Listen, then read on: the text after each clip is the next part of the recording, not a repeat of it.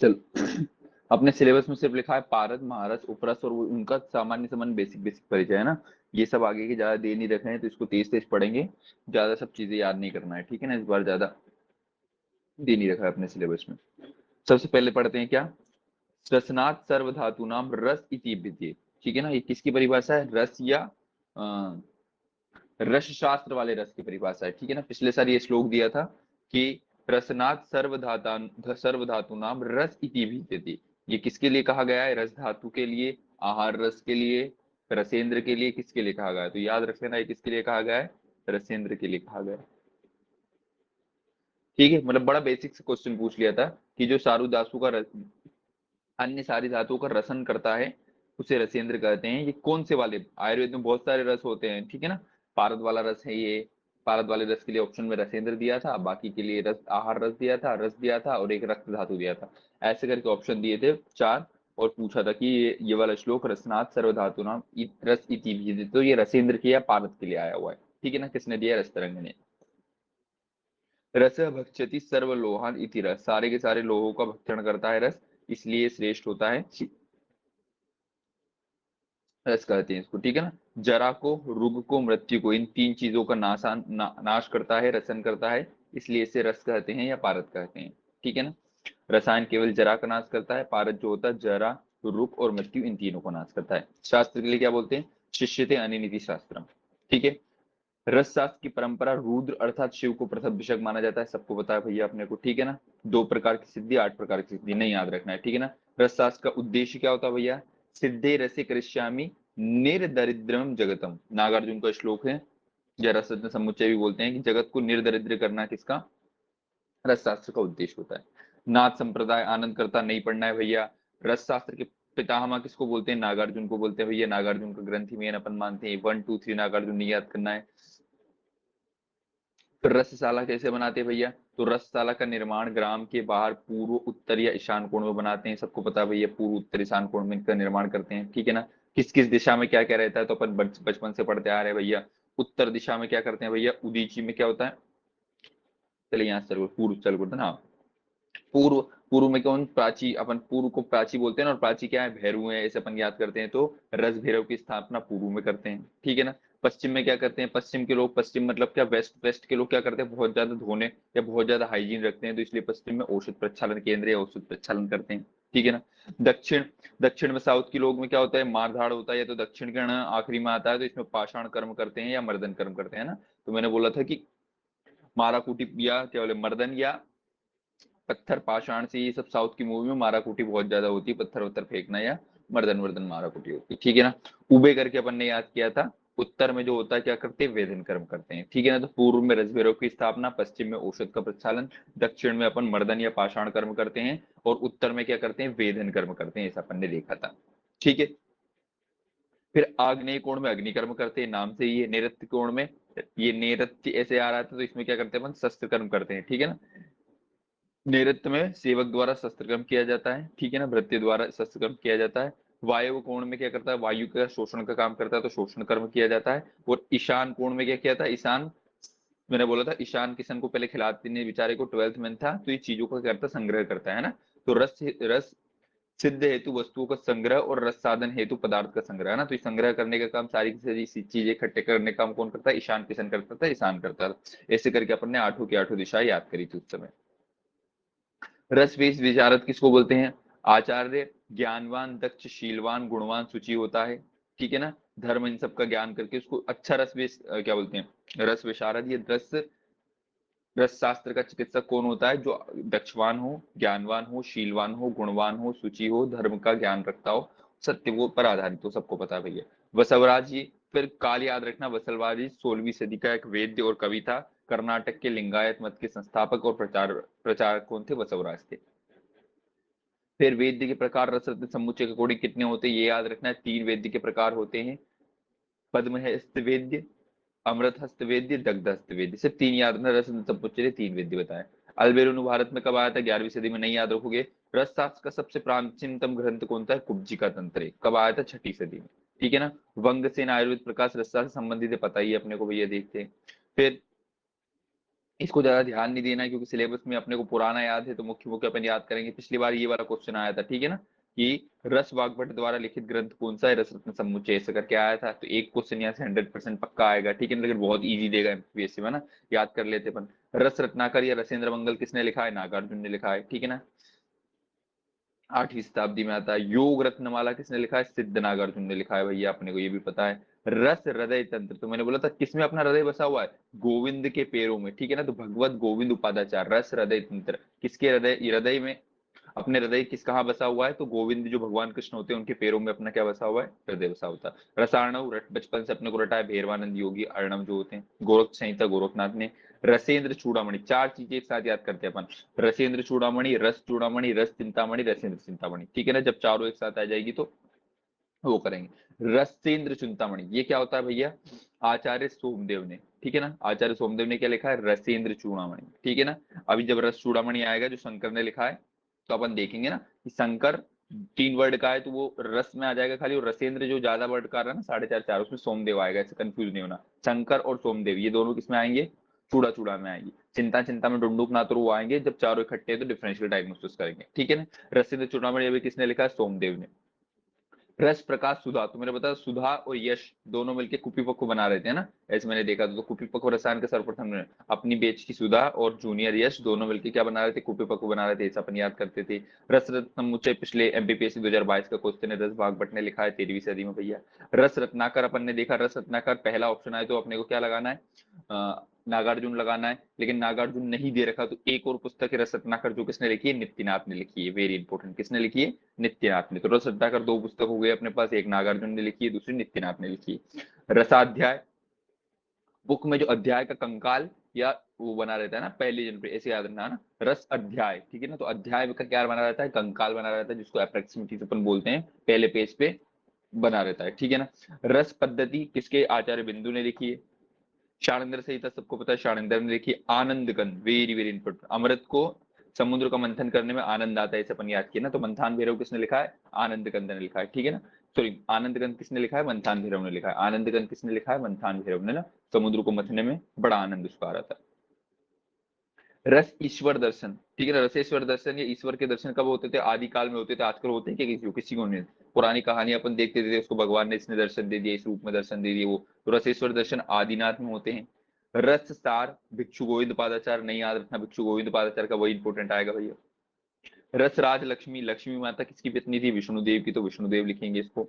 रस संकेत कलिका कहाँ पे संकेत बने हुए थे, चामुंडा माता चौराहे पे, तो चामुंड ने लिखा है। रस रत्न प्रदीप कौन थे अपने खुशीलाल के प्रदीप, रत्न प्रदीप कौन थे खुशीलाल के, रामराज वो सर थे, तो रामराज आ जाएगा। रस चिंतामणि अनंत देव सूरी ने, ठीक है ना, तो रस चिंतामणि अनंत देव सूरी ने। रसेंद्र चिंतामणि किसने लिखा है, डुंडुकनाथ ने। तो अपन को चारों अपन पढ़ेंगे। रसेंद्र चूड़ामणि जो है वो सोमदेव ने, रस चूड़ामणि जो है शंकर ने, रसेंद्र चिंतामणि जो है वो क्या है अपना, डुंडुकनाथ ने, और रस चिंतामणि किसने, अनंत देव सूरी ने। इसे करके अपन ने चारों याद की। रस मंजरी, मंजरी किसकी होती है, जो गेहूं की शाली होती है, शाली शाली धान्यों में क्या होती है, मंजरी होती है, इसे अपन ने याद किया था, शाली चावल की मंजरी। लोह सर्वस्व किसने लिखा था, सुरेश्वर ने लिखा था, देखा था। वसवराज ये किसने लिखा, वसवराज ने लिखा है। धातु रत्नमाला मैंने बोला था, धातु के कड़े बड़े कौन पहनते, गुज्जर लोग बहुत पहनते, तो गुज्जर देशी देवदत्त ने लिखा था धातु रत्नमाला। रसेंद्र चिंतामणि अपन ने चारों एक साथ देख लिए, किसने लिखा है, डुंडुकनाथ ने लिखा है, ठीक है। एक मिनट यार, मेरे व्हाट्सएप फोन आ रहा है। हाँ डॉक्टर साहब, हेलो, क्या हुआ, रामू कौन से बेड पे, 101, उसको इसको फेवरेट से लगा था क्या शाम में, लगा दो उसको अभी। हाँ,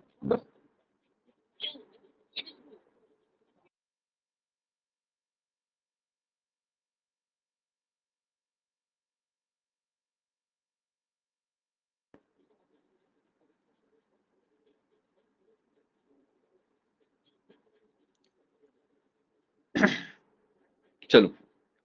रस चिंतामणि जो हो गया, क्या होता है, डुंडुकनाथ देख लिया था अपन ने, रस प्रदीप या रस प्रदीपिका जो है प्राणनाथ देख लिया अपन ने, ठीक है। फिर अपन ने देखा था क्या, रस कौमुदी देखा था, ठीक है ना, तो रस कौमुदी क्या ज्ञान का संग्रह किसने किया है, रस कौमुदी अपन ने बताया लघु सिद्धांत कौमुदी होती थी एक, लघु सिद्धांत कौमुदी में पूरी संस्कृत का संग्रह था, तो ज्ञान का संग्रह किसमें, रस कौमुदी में, ऐसे करके अपन याद किए थे। फिर एक आता है कि धातु क्रिया, ठीक है ना, तो धातु क्रिया रुद्रामल ने लिखी थी, ठीक है ना, ऐसे करके कुछ इसका याद नहीं आ रहा, लेकिन कुछ तो किया था अपन ने धातु क्रिया। रसेंद्र सार संग्रह, very very important. RSS, RSS में किसकी पूजा करते हैं अपन, गोपाल कृष्ण, ठीक है ना, वैसे राम भगवान को मानते हो लेकिन गोपाल कृष्ण भट्ट की पूजा करते हैं, गोपाल कृष्ण करके हैं, याद करते हैं, ठीक है ना। रस कामधेनु किसने लिखा, रस कामधेनु चूड़ामणि मिश्र ने लिखा है भैया, ठीक है ना। बृहद योग तरंगिणी, ठीक है ना, तो योग तरंगिणी में बृहद योग तरंगिणी किसने लिखा है, त्रिमल्ल भट्ट ने लिखा है, वेरी वेरी इंपोर्टेंट है ना, त्रिमल्ल भट्ट ने बृहद योग तरंगिणी लिखा है। और खाली योग तरंगिणी किसने लिखा है अपना, सदानंद शर्मा ने योग ने रस तरंग, खाली रस तरंगिणी किसने लिखा है, ये सदानंद शर्मा ने। यहाँ पे क्या है, बृहद योग तरंगिणी। रस चूड़ामणि एक साथ याद कर लिया अपन ने, रस चूड़ामणि किसका है, शंकर का। रसेंद्र चूड़ामणि किसका है, सोमदेव का। रस चिंतामणि किसका है भैया अपना, अनंत देव, सॉरी, रस चिंतामणि किसका है अपना, डुंडुकनाथ का। और रसेंद्र चिंतामणि किसका है अपना, अनंत देव सूरी, नहीं उल्टा बोल दिएगा, रस चिंतामणि अनंत देव सूरी का है और रसेंद्र चिंतामणि डुंडुकनाथ का है, ठीक है। आयुर्वेद प्रकाश, यही क्वेश्चन देगा इस बार पेपर में ना, पेपर आउट कर देता हूँ भैया मैं। आयुर्वेद प्रकाश किसने लिखा, अपने से पूछेगा तो किसने लिखा है, माधव उपाध्याय ने लिखा है, बड़ा फेमस पूछेगा ना, जैसे पिछली बार रस रत्न समुच्चय पूछा, तो इस बार या तो रस तरंगिणी पूछेगा या आयुर्वेद प्रकाश पूछेगा, इतने ज्यादा डीप में, इतने ज्यादा छोटे नहीं पूछता। वैसे रत्नावली गोविंद दास सेन ने, बृहतराज सुंदर जो होता है दत्ताराम चौबे ने, सिद्ध भेषज मणिमाला जो होती है कृष्ण राम भट्ट ने लिखी है, ठीक है। खनिज का ज्ञान किसको था, कविराज प्रताप को था। रस मित्र किसने लिखा, तो मित्र त्र इसके से एंड चालू हो तो त्र्यंबकनाथ शर्मा से शुरू होगा। रस मित्र हो गया। Rasamrita, very very important, Rasamrita किसने लिखा है, यादव जी तिक्रम जी ने लिखा है, ठीक है ना। यादव जी तिक्रम जी जो होती है, रस शास्त्र के लिए इनकी कौन सी बुक है, रसामृत है। और डीजी के लिए कौन सी बुक है इनकी, सिद्ध योग संग्रह, ठीक है ना। तो यादव जी की दो बुक बड़ी फेमस है, दोनों की दोनों अपने को रटी हुई होनी चाहिए।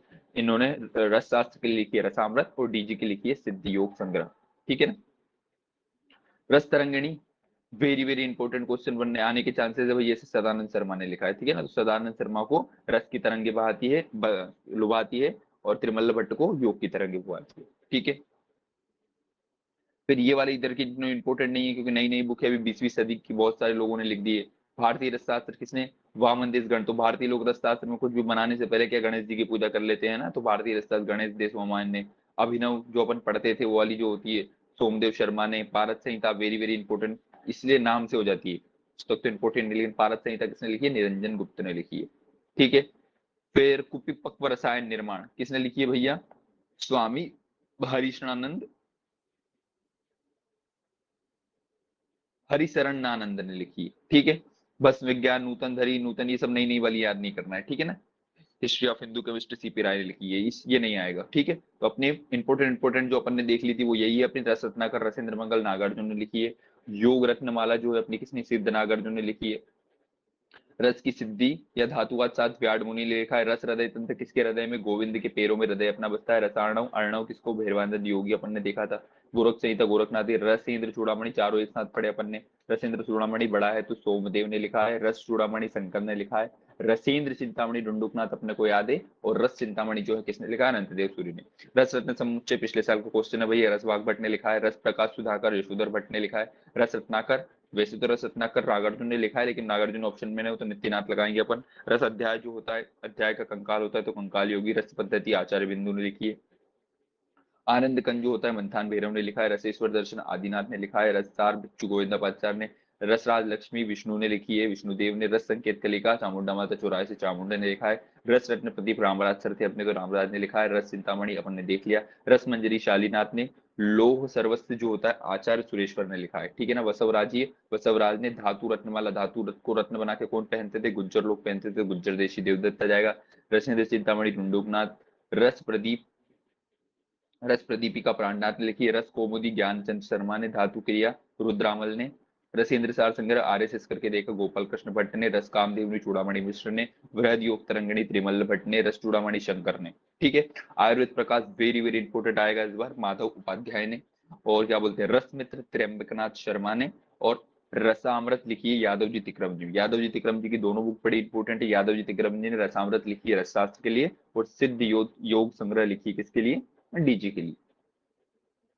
रस तरंगिणी सदानंद शर्मा, कितनी तरंगे होती है इसमें, 24 तरंगे होती है, ठीक है ना। ये भी याद रख लेना भैया, कभी पूछ ले अंदर का, ठीक है। और उसमें क्या बोलते हैं वृहद योग तरंगिणी जो त्रिमल भट्ट का था उसमें कितनी 148 तरंगे होती है, ठीक है ना, वृहद योग तरंगिणी। और केवल योग तरंगिणी है ये भी त्रिमल भट्ट का ही है, इसमें 80 तरंगे होती है, ठीक है। अब आ जाते हैं किस पे, परिभाषा प्रकरण पे। देखो इसका परिभाषा प्रकरण इस बार ज्यादा ध्यान नहीं देंगे अपन, ठीक है ना, नहीं आएगा पेपर में, तेज तेज पढ़ते हैं भैया।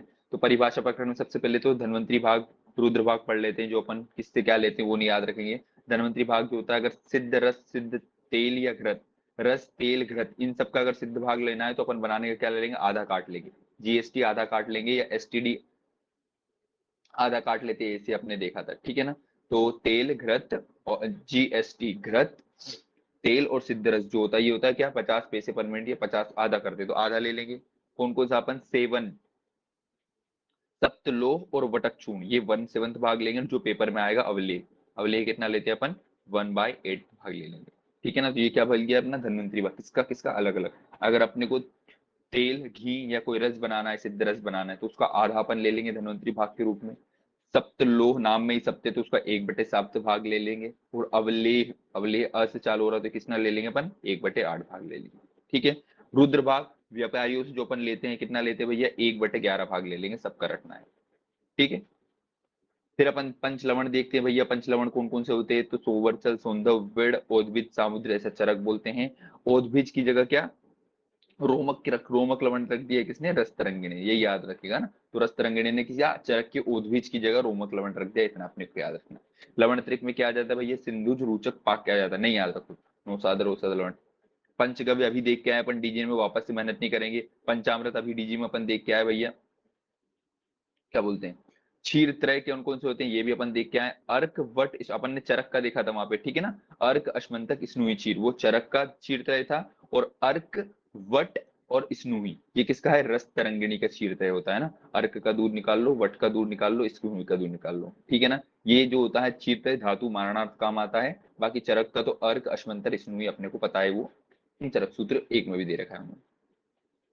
फिर राज निघंटु के मधुर त्रय, मधुर त्रय त्रिमधुर, ये क्या क्या होते हैं भैया, तो घृत मधु और शर्करा, ठीक है ना। ये क्या होते हैं, मधुर मधुर के संदर्भ में राज निघंटु ने बताया है, ठीक है ना, मधुर त्रय इसको बोलते हैं, घृत मधु और शर्करा, ठीक है ना। लेकिन रस रत्न समुच्चय ये सब बोलते हैं, तो घृत और मधु तो कॉमन रखते हैं, ठीक है ना। किसका, शर्करा को हटा के क्या ऐड कर देते, गुड़ ऐड कर देते। तो याद रख लेना, राजा पुराने जमाने में जो होते हैं ना शक्कर, जैसे आजकल तो शक्कर मीले वीले लग गई, पुराने जमाने में शक्कर बड़ी महंगी थी, ठीक है ना। शक्कर केवल कौन, राजा लोग यूज कर सकते थे, है ना। तो मीठे में सब के सब जो आम जनता होती है तो क्या गुड़ खाती थी, सिर्फ राजा लोग शर्करा खाते थे ना। तो घृत मधु के साथ क्या बोलते हैं, घृत और मधु के साथ शर्करा जो है राज निघंटु का है मधुत्रय में, ठीक है ना। मित्र पंचक, मित्र पंचक अपने को पता है भैया कौन कौन सा होता है। मित्र पंचक में 5 चीजें होती है, कौन कौन सी होती है भैया, घृत मधु गुड़ गुंजा और टंकण, ठीक है ना। ऐसे करके अपने को याद था भैया। अब इसमें भी एक था भैया, गुड़ को रिप्लेस कर देंगे कौन, गुग्गुल से, रस तरंगिणी। तो मैंने वैसे बताया था गूगल तरंगों से चलता है, गूगल कैसे चलता है, तरंगों से चलता है ना। तो जो मित्र पंचक होते हैं, मित्र पंचक में ऐसा तुमसे पूछेगा कि किसने गुग्गुल की जगह गुड़ को माना है, या गुग्गुल का वर्णन किसने किया, तो रस तरंगिणी ने किया है ना। बाकी घृत मधु गुड़ गुंजा टंकण ऐसे अपने को सीक्वेंस में याद था, ये मित्र पंचक होता है, घृत मधु गुड़ गुंजा टंकण, ठीक है ना। गुड़ की जगह क्या गुग्गुल रख दिया है किसने, रस तरंगिणी ने, ठीक है। याद था अपने को ऐसा। भस्म की अपुनर्भव परीक्षा मित्र पंचक का प्रयोग होता है, वेरी वेरी इंपॉर्टेंट, अपने से पूछेगा कि जो भस्म है उसकी अपुनर्भव परीक्षा किसमें करते हैं, तो मित्र पंचक में करते हैं अपन, ठीक है ना। द्रावक गण है भैया, घृत मधु यही का यही जो होते हैं ना, दोनों के दोनों मित्र पंचक को अगर मिक्स कर दे तो क्या बन जाएगा, द्रावक गण बन जाएगा। मतलब घृत मधु गुड़ गुंजा टंकण इसके साथ गुग्गुल ऐड कर दो तो ये 6 चीज जो बन जाएगा, ये क्या हो जाता है भैया, द्रावक गण हो जाता है, ठीक है। पंच मिट्टी कौन कौन सी होती है, सबको पता है। पंच मृतिका में क्या, सोने का सामान्य शोधन या सोने का शोधन करते हैं। कौन कौन सी होती है, पांच मिट्टी में क्या होता है अपने को पता है भैया, इष्टि का चूर्ण होता है, भस्म मतलब घर की जो चूल्हे की राख होती है वो होती है, एक वल्मीक मिट्टी की होती है, ठीक है ना, वल्मीक मिट्टी मतलब वो घुन जो लगती है उसको, एक गेरुआ होता है, गेरिक होती है, और एक होता है लवण होता है, ठीक है ना। इनका प्रयोग कहाँ होता है, पंच स्वर्ण शोधन में होता है, ठीक है ना। पंचमृति का मैंने बोला था सोना इतना महंगा है लेकिन फिर भी मिट्टी से साफ हो जाता है, ऐसे करके अपन याद करते थे, ठीक है ना। तो पंचमृति का जो होती है उसमें क्या क्या हो जाएगा, सबसे पहले इष्टिका का चूर्ण आता है, ठीक है ना। फिर घर की जो चूल्हे की राख होती है, जो घर की राख होती है वो आती है, ठीक है। और क्या आता है इसमें, वल्मीक मिट्टी आती है, गेरुआ या गेरिक आती है, और एक आता है लवण आता है, ठीक है ना। ये करके 5 क्या होती है, पंचमृतिका में आती है। पंच अम्ल जेमनानी वहां पे अपन देख के आए, नहीं याद करेंगे। अम्ल वर्ग नहीं देखना है अपने को। रक्तवर्ण नहीं देखना है, मजिष्ठा कुमकुम लाक्षा खदीरसन रसायनों ने बताया है, ठीक है, नहीं आएगा पेपर में। पीत वर्ग में कुसुम किंशु हरिद्रा मदन फलाना ढिमका नहीं आएगा, ठीक है ना। फिर डायरेक्ट आ जाओ ककार अष्टक पे। ककार अष्टक में कल कुसुम के काका कार से कोट गए थे, ऐसे करके अपन याद करते थे, ठीक है ना, जिसमें कलिंग कारवेलक कदली काकमाची कुसुम्बिका करकोटकी कुष्मांड और करकटी ये सब आता है, ठीक है ना। कोई नहीं पूछेगा ककार अष्टक में क्या आता है क्या नहीं आता है, ठीक है ना, अभी तक क्वेश्चन तो आया नहीं है। बस याद रखना ककार अष्टक का प्रयोग कहाँ किया जाता है, आगे अपन देखेंगे कहाँ इसका निषेध होता है, कहाँ होता है। शोधन त्रय, शोधन त्रय जो होते हैं ना, शोधन त्रय ऐसे याद रख लेना, अपने को क्या करते हैं, सिट्स बात जो लेते हैं इसमें छिटक देते हैं, ऐसे अपन याद करते हैं ना, छिटक। तो शोधन त्रय जो होता है, शोधन त्रय को सिट्स बात करने के लिए उसमें छिटकते हैं अपन। टब में तो छी से आ जाएगा छिप्र, ट से आ जाएगा टंकण और क से आ जाएगा काच। तो छिप्र टंकण काच, छिप्र शुक्ति टंकण और काच, ये तीनों क्या होते हैं, शोधन त्रय होते हैं, ठीक है ना। क्या होते हैं भैया, शोधन त्रय होते हैं, ठीक है ना। छिप्र टंकण और काच छिटक देते हैं, क्या करते हैं अपन, छिटक देते हैं ऐसे करके। अवाप निर्वाप ढालन, ये वेरी वेरी इंपो। अब ये वाले जो होते हैं ना, देखो पेपर में आने के चांसेस इनसे अलग ज्यादा है ना, क्यों, क्योंकि ये टिपिकल रसशास्त्र वाले हैं। वो तो ऊपर रसशास्त्र वाले हैं ना, रक्तवर्ण पीतवर फलाना ढिमका, ये रसशास्त्र का थोड़ी है भैया, लिख दिया है इन्होंने बस इसलिए यहाँ पे लिखा हुआ है। अब आप वेरी वेरी इंपोर्टेंट है, अपने बचपन से रटते आ रहे भैया, ध्रुव द्रवंतारो शेपो ऐसे करके अपन याद करते हैं। धातु को पिघलाकर में उसी उसमें किसी अन्य द्रव्य को डालने को आवाप प्रतिवाप या आच्छादन कहते हैं। सबको पता है भैया, अपन धातु को पिघला दिया और उसमें कोई सी क्या डाल दिया अपन ने, प्रक्षेप के रूप में कुछ सॉलिड चीज छिड़क दी, उसको अपन ने क्या बोला है, आवाप बोला है। निर्वाप, धातु को अग्नि में तपाकर उसके अंदर कोई लिक्विड, धातु को अग्नि में तपाकर उसको जल तक्र दूध किसी लिक्विड में बुझाने को निर्वाप निषेक या स्नपन कहते हैं, देख लिया अपन ने भैया। ढालन क्या कहते हैं भैया, मूषा में धातुओं को एकदम पिघला लिया और उसमें किसी दूसरे लिक्विड को डालने को ढालन कहते हैं। तो देखो ढालन में पहले धातुओं को लिक्विड बनाया है ना, इसमें अग्नि तप्त किया है, निर्वाप में खाली धातु को, जैसे लोहा गर्म कर लिया और उसको एकदम काय में तक्र आरनाले कुलत्से में अपन ने बुझा लिया, उसको निर्वाप बोल देंगे। लेकिन धातु को एकदम पिघवा लिया, सोने को एकदम लिक्विड बना लिया, उसमें कोई दूसरा लिक्विड डाल दिया, उसे अपन क्या कहते हैं, ढालन कहते हैं, ठीक है। तो मूषा में धातु को पिघलाकर किसी दूसरे द्रव में डालने को ढालन कहते हैं। द्रुत, द्रुतस्य निक्षेपो द्रव्य तत् ढालना, तो याद रखना द्रुत द्रुतम, द्रव्यम को क्या द्रुत पिघला लो और उसको किसी द्रव में लिक्विड में डालो, उसे अपन क्या कहते हैं, ढालन कहते हैं, है ना। तो लिक्विड में लिक्विड डालना क्या कहलाता है, ढालन कहलाता है, याद रखना। अभिषेक वेरी वेरी इंपोर्टेंट, मैंने बोला था आठ, 8 लोगों के सामने अभिषेक करते हैं अपन ये, तो अग्नि संयोग से द्रुत हुए धातु में 8 निमेष के पश्चात जो जल डाला जाता है उसे क्या कहते हैं, अभिषेक कहते हैं। अभिषेक में एक वर्ड याद रखना, 8, ठीक है ना। अभिषेक कितने बजे करते हैं, 8 बजे करते हैं, कुछ भी याद रख लेना, ठीक है ना। 8 से तुम्हें पता चल जाएगा ना, अग्नि के संयोग से जो द्रुत हुई धातु है उसको 8 निमेष तक ऐसे कैसे रहने दो और उसको जल उसमें, उसके पश्चात उसमें जल डाला जाता है, उसी को अपन जल अभिषेक कहते हैं या अभिषेक कहते हैं, ठीक है। भावना, बचपन से अपन पढ़ते आ रहे हैं, किसी भी धातु या औषधि को चूर्ण करके जल क्वाथ एवं सरस आदि द्रव पदार्थ में पीसकर सुखा लेने को भावना कहते हैं, बचपन से रटते आ रहे हैं भैया अपन। कज्जली, पारद बंधक को किसी धातु के साथ बिना द्रव, वेरी वेरी इंपॉर्टेंट, बिना द्रव के अच्छी तरह मर्दन पारद और गंधक को मिलाते हैं ना, पारद और गंधक को बिना द्रव के एकदम पीस के कज्जली जैसा ऐसे लक्षण चिकना बना लेते हैं, जल रहित होती है कज्जली, इतना बस याद रखना। फिर शोधन, शोधन अपन श्लोक अपने को याद था उस जमाने में, उद्दीरित औषधम सादरम क्रिया पेषण आदि का मल विच्छिद्य यत्युतम शोधनम, ठीक है ना। उद्दिष्ट या निर्दिष्ट की हुई औषधि को अपन पेषण आदि क्रिया के द्वारा बहुत अच्छी मात्रा में उसका जो मल वल होता है उसको जब दूर कर देते हैं, या मल वल जितने भी बाहरी मल होते हैं उसमें दूर कर देते हैं, उस क्रिया को अपन क्या कहते हैं, शोधन कहते हैं। मारण वेरी वेरी इंपोर्टेंट आएगा भैया, दो इंपोर्टेंट है भैया, एक तो ढालन और मारण। मारण में क्या होता है, शोधित हुई लोहा आदि धातु को किसी स्वरस आदि के साथ विमर्दित करने के पश्चात अग्नि से संयोग देने पर जो भस्म बनती है, उस भस्म निर्माण प्रक्रिया को क्या कहते हैं, अपन मारण कहते हैं। तो क्या देखा अपन ने, अच्छी प्रकार से शोधन की गई धातु को स्वरस आदि मर्दन करके अच्छे से उसको भावना वावना देके जब उसको अग्नि पर संयोग किया जाता है और बहुत ज्यादा मात्रा में पकाकर उसका जो भस्मीकरण किया जाता है उसी को अपन क्या कहते हैं, मारण कहते हैं, ठीक है ना। मृत लोह क्या होता है भैया, धातु की भस्म को तर्जनी व अंगुष्ठ के बीच में अंगुलों की रेखाओं में अगर वो प्रविष्ट हो जाता है तो उसे अपन क्या कहते हैं, मृतलोक कहते हैं। इसी को भस्म की परीक्षा में भी रेखावारितर नहीं, वो रेखावारितर नहीं, उंगलियों के बीच में वो फंस जाता है ना, अपन ने ऐसा देखा करते हैं।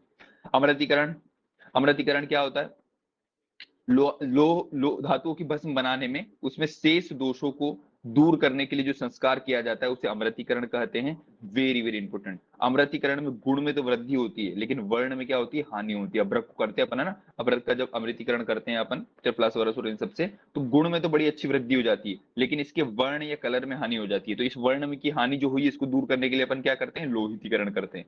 क्या करते हैं, लोहितीकरण करते हैं अपन मजिष्ठा से, लोहितीकरण करते हैं अभ्रक का काय से, मजिष्ठा से, ऐसा अपन पढ़ते थे सेकंड ईयर में, ठीक है। तो अमृतीकरण से एक टर्म बस तुम्हें याद रखना, अमृतीकरण से क्या होता है भैया, अमृतीकरण से गुण में होती है वृद्धि और वर्ण में होती है हानि। तो इस वर्ण की हानि को दूर करने के लिए कौन सी प्रक्रिया करते हैं, लोहितीकरण करते हैं। रस पंख कीचड़ देखते हैं भैया, पारद और गंधक को, ऑब्वियसली पारद और गंधक को बिना द्रव के साथ अगर पीसेंगे अच्छे से तो क्या बनेगा, कजली। उसी को अगर द्रव के साथ पीसेंगे, पारद को गंधक या किसी भी उपरस या धातु के साथ किसी द्रव माध्यम में, लिक्विड में मर्दन कर रहे हैं, तो एकदम कीचड़ के जैसा काला कलर का मटेरियल बनेगा, जिसे अपन रसपंख कहते हैं, ठीक है ना। विदाउट जल तो कजली बन रहा है, विद जल तो रसपंख बन रहा है। रस पिष्टि क्या है भैया, पारद को गंधक, पारद में गंधक मिलाकर दूध आदि किसी द्रव के साथ अच्छी तरह वर्धन करने से पिष्टि बनाने में रस पिष्टि, रस पिष्टि याद रखना दूध में बनती है, ठीक है ना। रस पिष्टि में क्या क्या होता है भैया, तो रस पिष्टि नॉर्मल होती है, उसमें पारद और गंधक समान मात्रा में होता है। एक पातन पिष्टि होती है जिसमें पारद गंधक तो होता ही होता है, 1/4 क्या होता है उसमें, स्वर्ण डाल देते हैं, ठीक है ना। सेम टू सेम कंटेंट किसका होगा, स्वर्ण परपटी का भी होगा, ठीक है ना। पातन सबसे इंपॉर्टेंट होते हैं नवनीत पिष्टि, नवनीत पिष्टि में पारद और गंधक का अनुपात पूछता है तो 12:1 होता है, ठीक है ना। नवनीत की 12 बजा दी, ऐसे करके अपन याद करते हैं। तो नवनीत में पारद 12 भाग है, गंधक 1 भाग है, ठीक है ना। तो 3 प्रकार की पिष्टि हो गई, रस पिष्टि, पातन पिष्टि, नवनीत पिष्टि। रस पिष्टि जो होती है पारद और गंधक का अनुपात 1:1 होता है। पातन पिष्टि जो होती है स्वर्ण परपटी के समान होती है, मतलब पारद गंधक समान समान भाग, 1/4 भाग स्वर्ण मिला देंगे तो क्या बन जाएगी, पातन पिष्टि बन जाएगी। नवनीत पिष्टि जो होती है, नवनीत की 12 बजा दी तो 12 भाग पारद और 1 भाग गंधक किसमें होता है, नवनीत पिष्टि में होता है। चंद्रार्क देखते हैं अपन, चंद्रार्क जो होता है उसमें चांदी 16 भाग होती है, ताम्र 12 भाग होती है, इसी को बोलेंगे तो 4:3 होती है, ऐसा अपन ने देखा था, ठीक है ना।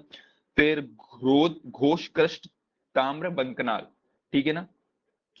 इसमें कौन सी और हड़ताल होता है, तो मैंने बोला था ना घोष कृष्ट, कहर मचा देता है, क हर मतलब क से का से ह से हड़ताल, ये होता है समान भाग में, किसमें, घोष कृष्ट ताम्र में। तो घोष कृष्ट ताम्र या कोई घोष बहुत ज्यादा तेजी तेजी से साउंड बजा रहा है, तो उसका क्या करता है, कहर होता है। क्या होता है, कहर, मतलब कांच से और हड़ताल इसमें होता है। ताड़न, एकत्र दो लोहों में से बंकनाल की सहायता से किसी एक लोहे को उड़ा देने की प्रक्रिया को ताड़न कहते हैं। देखते आ रहे भैया अपन, किसी भी जैसे दो धातु है उसमें, पारद और गंधक के, अपन ने ऐसी प्रक्रिया बंकनाल में जलाया और एक किसी को उड़ा दिया तो उसी को ताड़न कहते हैं। फिर जो अपनी वाली एआईपीजीटी हुई थी, इसमें ये बीज से क्वेश्चन आया था, उत्तर या बीज होता है, तो बीज क्या होता है, शुद्ध स्वर्ण या शुद्ध चांदी को बीज कहते हैं। बीज का उपयोग जारण संस्कार में करते हैं, इतना बस याद रख लेना, ठीक है ना। बीज क्या होता है, शुद्ध सोने या चांदी, इसको बीज कहते हैं, इसी को क्या करते हैं, जारण संस्कार में काम लेते हैं। शुद्धाव्रत और बीजाव्रत, शुद्धाव्रत क्या होता है भैया, शुक्लता के लिए लाल रंग की लपटे धातुओं को सतत इसी अवस्था में निकाला जाता है। वो भी मैंने बताया ना, ऐसी धातु जल रही है और जो लाल कलर की लो एकदम निकलती है, उसको अपन क्या बोलते हैं, शुद्धावर्त बोलते हैं, ठीक है ना। और बीजावर्त क्या होता है, किसी धातु का द्रावण करने के लिए उसको अग्नि में रखना या धोखना, और धातु के रंग के सदृश जो अपने को कलर दिखाई दे उसे अपन क्या कहते हैं, बीजावर्त करते हैं। बस इतना याद रखो, बीजावर्त जो होता है धातु का द्रवीकरण काल होता है, जिसको अपन क्या बोलते हैं, मेल्टिंग पॉइंट। वरलो, वरलो की क्या होती है भैया, वरलो जो होता है ना, तो वर वर मैंने बोला था ना, वर और वधु होता है, तो वर हमेशा क्या होता है बेचारा, गलत होता है। कंदक ल से लोह और त से ताम्र समान भाग में होता है, इसको वर की क्या होती है, हमेशा गलती होती है, ठीक है ना।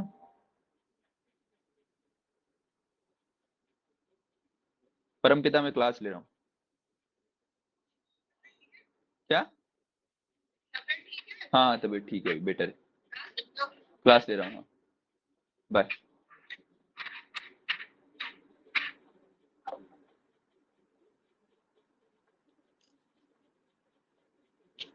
चलो, तो क्या, वरलो की हमेशा, क्या वरलो क्या होता है, गलत होता है हमेशा, ठीक है ना। तो ग से क्या जाएगा गंधक, ल से आ जाएगा लोह और त से जाएगा ताम्र। तो वरलोह में क्या होता है, गंधक लोह ताम्र समान भाग में होते हैं, इनको पिघलाकर काय में लकुच स्वरस में मिलाकर बुझाने से अपने को वरलोह प्राप्त होता है, ठीक है ना। वरना छोड़ दो, नहीं आएगा। चलो, ये अपना कुछ कुछ परिभाषा प्रकरण है, इतना ध्यान नहीं देना है ना, अपने सिलेबस सिलेबस के पॉइंट नहीं दिखाया ना तुमने, सिलेबस में सिर्फ ये वाला कुछ नहीं दे रखा है, छोटे सी एक लाइन दे रखी है, सिर्फ 2 नंबर का क्वेश्चन आएगा, तुम लोग देख लो। तो तुम्हें जब मैं तेज तेज कुछ चीज, ये कहाँ से आ रहा है, तेज तेज कुछ चीजें अपन उचकाएंगे तो तुम लोग को बुरा नहीं लगेगा कि इतना तेज क्यों पढ़ रहे हैं। मेरा मुखड़ा चांद टुकड़ा है तेरी ऐनक मेरी शू।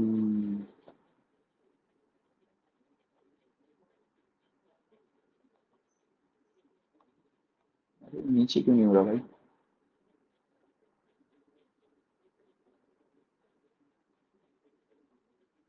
देखो, ये अपने सिलेबस में क्या दे रखा है रसशास्त्र के लिए। रस पारद के बारे में परिभाषा थोड़ी सी पढ़नी है अपने को पारद की। पारद का शोधन पढ़ना है, पारद का संस्कार पढ़ना है, इनको अपना अच्छे से पढ़ेंगे धीरे धीरे। फिर महारस, उपरस, साधारण रस, रत्न, उपरत्न, धातु, उपधातु, विष, उपदुष, लवण वर्ग, सुदासिकता वर्ग, इन सबका सामान्य अध्ययन लिख रखा है। बस एक लाइन में पूरा रस शास्त्र खत्म कर दिया ना। इसके अतिरिक्त देखो कुछ नहीं है, ठीक है ना। तो रस पारद के बारे में थोड़ा अच्छे से पढ़ लेंगे। पारद में भी पूरा नहीं पढ़ने के लिए अपने को उसने तीन चीज पढ़ने बोला है। पारद की परिभाषा अच्छे से पढ़ लो, पारद का शोधन अपने को पढ़ना है, और पारद के संस्कार वाला टॉपिक अपन डिटेल में पढ़ेंगे, ठीक है ना। बाकी इन सबका तो महारस, उपरस, उपरस का सामान्य अध्ययन दे रखा है। मतलब जो अपन पिछली बार जो क्वेश्चन आए थे वो सारे का ऐसे सिर्फ भेद से आ गए थे, ठीक है ना, और शोधन से आ गए थे, ठीक है ना। तो शोध और भेदन अपन देख लेंगे ज्यादा। उसके ज्यादा अतिरिक्त गधा मजदूरी है, बहुत ज्यादा अपने को पढ़ना नहीं है, ठीक है ना। समय भी कम है अपने पास और अपनी मेमोरी भी पर्याप्त है, ठीक है ना। तो जो अपने को पुराना बहुत अच्छा पड़ा हुआ है उसी को बस याद करने में मेहनत करनी है, ज्यादा बिना काम की मेहनत करनी है। यंत्र थोड़े से देख लेते हैं भैया।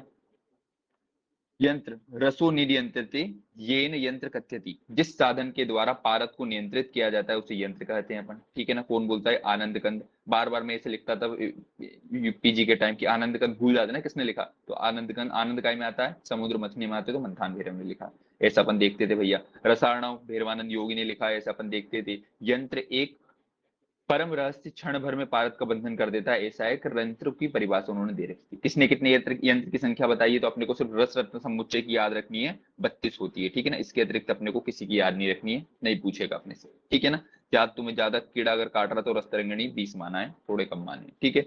दोला यंत्र पारद और अन्य धातु का सबको पता है। दोला यंत्र में क्या करते हैं? स्वेदन करते हैं। स्वेदनी यंत्र नाम में ये स्वेदन करते हैं। पाटना यंत्र नाम में ये पातन करते हैं, ठीक है ना। डमरू यंत्र, तो डमरू यंत्र में बताया था कि त्रिशूल, भगवान का जो त्रिशूल होता है उसमें ऊपर लगा होता है, तो ये पारद संख्या आदि का ऊर्ध्वपातन। तो डमरू यंत्र क्या होता है? ऊर्ध्वपातन। सिर्फ एक एक वर्ड याद रखना कौन करता है। अधपातन यंत्र नाम में ये तो अधपातन करेगा। तिर्यक पातन नाम में ये तिर्यक पातन करेगा। दीपिका यंत्र वेरी वेरी इंपोर्टेंट। दीपिका यंत्र क्या करती है? अधपातन करती है ना। तो दीपक तले अंधेरा ऐसे करके याद किया था। दीपक के तल में अंधेरा, तो दीपक से क्या करते हैं? अधपातन करते हैं दीपक के नीचे। डे की नाड़ी, डे की नाड़ी कैसे चलती है? तिर्यक चलती है। इसे ट्रिक बनाई थी मैंने। तो डे की और नाड़ी दोनों तिर्यक पातन में काम आते हैं। डे की नाड़ी कैसे चलती है? तिर्यक चलती है। जारणा यंत्र से जारण करते हैं। कच्छप विद्याधर यंत्र वेरी वेरी इंपॉर्टेंट ना।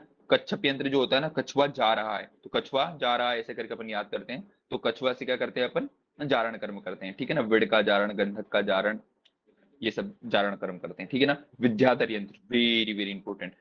विद्याधर यंत्र का स्पेसिफिक काम होता है हिंगूल से पारद का निष्कर्षण। इसको रटना भैया ना। तो हिंगूल से पारद के निष्कर्षण की विद्या अपने को पता होनी चाहिए ना। तो विद्याधर यंत्र से हिंगूल से पारद का निष्कर्षण करेंगे और थोड़ा सा गंधक जारण भी अपन इससे कर सकते हैं।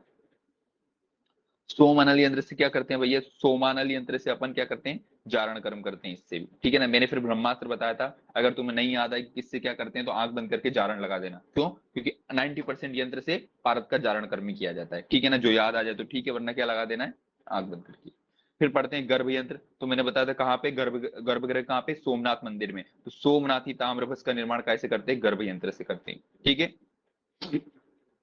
पिष्टी बनाए हुए पारद की भस्म बनाने में करते हैं ना। सोमनाथ में गर्भगृह होता है तो ताम्र भस्म या सोमनाथी ताम्र भस्म का निर्माण गर्भ यंत्र करते हैं। हंस पाक, हंस सफेद होती है, सफेद कलर के कपड़े कौन? विडो पहनती है। तो विडो के पाक हेतु क्या करते हैं?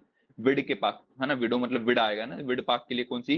हंस पाक यंत्र अपन यूज करते हैं। बालू का यंत्र, तो बालू का यंत्र में क्या करते हैं भैया? कुपीपक्व रसायन बनाते हैं, वेरी वेरी इंपॉर्टेंट। कुपीपक्व रसायन मैंने बताया था, बालू हुए बियर की बोतल गाड़ के अपने वो बेचारे सर ने पढ़ाया भी था अपने को बहुत अच्छे से कैसे कैसे, तो वहां से अपने को याद हो गया था ना।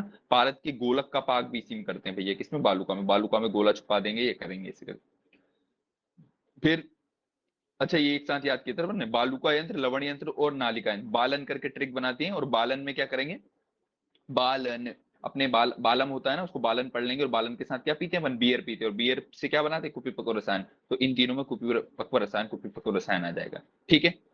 फिर भूधर यंत्र वेरी वेरी इंपॉर्टेंट। तो भूमि के नीचे क्या होता है भैया? अंतर्धूम जारण करते हैं। तो गंधक के अंतर्धूम जारण के लिए क्या? भूधर यंत्र वेरी वेरी। देखो चॉइस ऑफ जो मैंने राइट लगा रखे ना, जैसे वाले ये चॉइस ऑफ क्वेश्चन आते हैं भैया, इनसे ही प्रश्न पूछेगा तुमसे, ठीक है ना। तो भूधर यंत्र जो होता है इससे क्या करते हैं? अंतर्धूम जारण करते हैं। किसका? पारद का अंतर्धूम जारण करते हैं भूधर यंत्र। ऑब्वियसली भूमि के अंदर छुपा हुआ है वाला यंत्र, तो उससे अंतर्धूम जारण ही करेंगे ना। पुट यंत्र, सभी भस्मों का निर्माण काय से करते हैं? पुट से करते हैं। अलग से पुट ना बड़ापन पढ़ते भी है पुट प्रकरण है ना। तो भस्मों का निर्माण काय से करते हैं? पुट से करते हैं। Very very important. किसी भी धातु की भस्म बनाने के लिए कौन सा यंत्र काम आता है? पुट यंत्र काम आता है। अलग अलग धातुओं में कौन कौन से पुट बनाते हैं, पुट लगाते हैं, अपन देखते भी। कोष्ठी यंत्र, तो बचपन में जो कोठी हवेली वाले लोग जो होते हैं ना, धातु रत्न रखते हैं वहां पे। कोठी हवेली में क्या रखते हैं? धातु रत्न रखते हैं। तो धातु रत्न के सत्व निकालने के लिए अपने के लिए कोष्ठी काम आती है, बंगले अंगले वाले लोग। वल्लभ भाई पटेल ने क्या किया था भैया? वल्लभ भाई पटेल ने पूरे भारत को षडगुण संपन्न किया था। मैंने किया था, वल्लभ भाई पटेल ने भारत देश को क्या बलवान बनाया था? कैसे? तो स्वेदित भारत को षडगुण संपन्न बनाने के लिए अपन ये करते हैं। तो षडगुण संपन्न किसको किया था देश ने? वल्लभ भाई पटेल ने किया था। पालिका यंत्र, ये है पीडीडी 23 का क्वेश्चन है भैया। पालिका यंत्र जो होता है इससे गंधक जारण करते हैं। क्या करते हैं? गंधक जारण करते हैं। फिर मैं ब्रह्मास्त्र बता रहा हूँ, नहीं याद आए कौन सा यंत्र क्या करता है तो आंख बंद करके जारण लगा देना। 99.9% सही निकलेगा, ठीक है ना, क्योंकि सारे के सारे यंत्रों से जारण कर्म करते हैं। घट यंत्र, घड़ा नदी में तैरता है तो घट से प्लवन कर्म हेतु काम आता है। रस्त आदि के तर्पण और प्लवन करने के काम आता है भैया। इष्टिका चूर्ण जो होता है ये भी गंधक जारण में काम आता है। जो नहीं याद आए, स्पेशल तुम्हें लग रहा है कि इसके बारे में कुछ पढ़ा नहीं, तो गंधक जारण लगा देना है, ठीक है ना। हिंगुल आकृति विद्या, जहां विद्याधर यंत्र, देखिए आंख बंद करके हिंगुल से पारद का निष्कर्षण। अगर हिंगुल से पारद का निष्कर्षण नहीं आ रहा विद्याधर में, तो सेकंड ऑप्शन जाएंगे अपन गंधक जारण के लिए, ठीक है। नाभि यंत्र, नाभि में क्या करते हैं भैया? न से नाभि, न से निर्धूम जारण। Very very important. अंतर्धूम किससे करेंगे अपन? या भूधर यंत्र से। और निर्धूम जारण, शुद्ध गंधक के साथ पारद का निर्धूम जारण कैसे करेंगे? नाभि में। तो नाभि से कभी भी धुआं नहीं निकलता, याद रख लेना, है ना।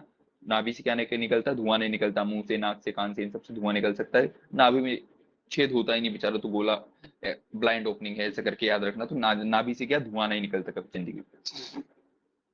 ग्रस्त, किससे ग्रस्त है अपन? बंधन से ग्रस्त है भैया। मामा, बुआ, फूई, चाची, भाभी, इन सब जो अपने रिश्तेदार होते हैं, इनसे बंधन से अपन क्या ग्रस्त है। तो बंधन में क्या है अपन? ग्रस्त है, ऐसे याद करते हैं। थाली में क्या करते हैं अपन? धातुओं को मृदु करते हैं या धातुओं को शोधन करते हैं, जैसे मल एवं विश्वास थाली में मिलते हैं। इस थाली का मतलब क्या होता है? थाली। और थाली में क्या करते हैं? वो सब बीनते हैं ना अपन, गेहूं और ये सब। तो धातुओं को मृदु करना, मल विश्वास को दूर करना।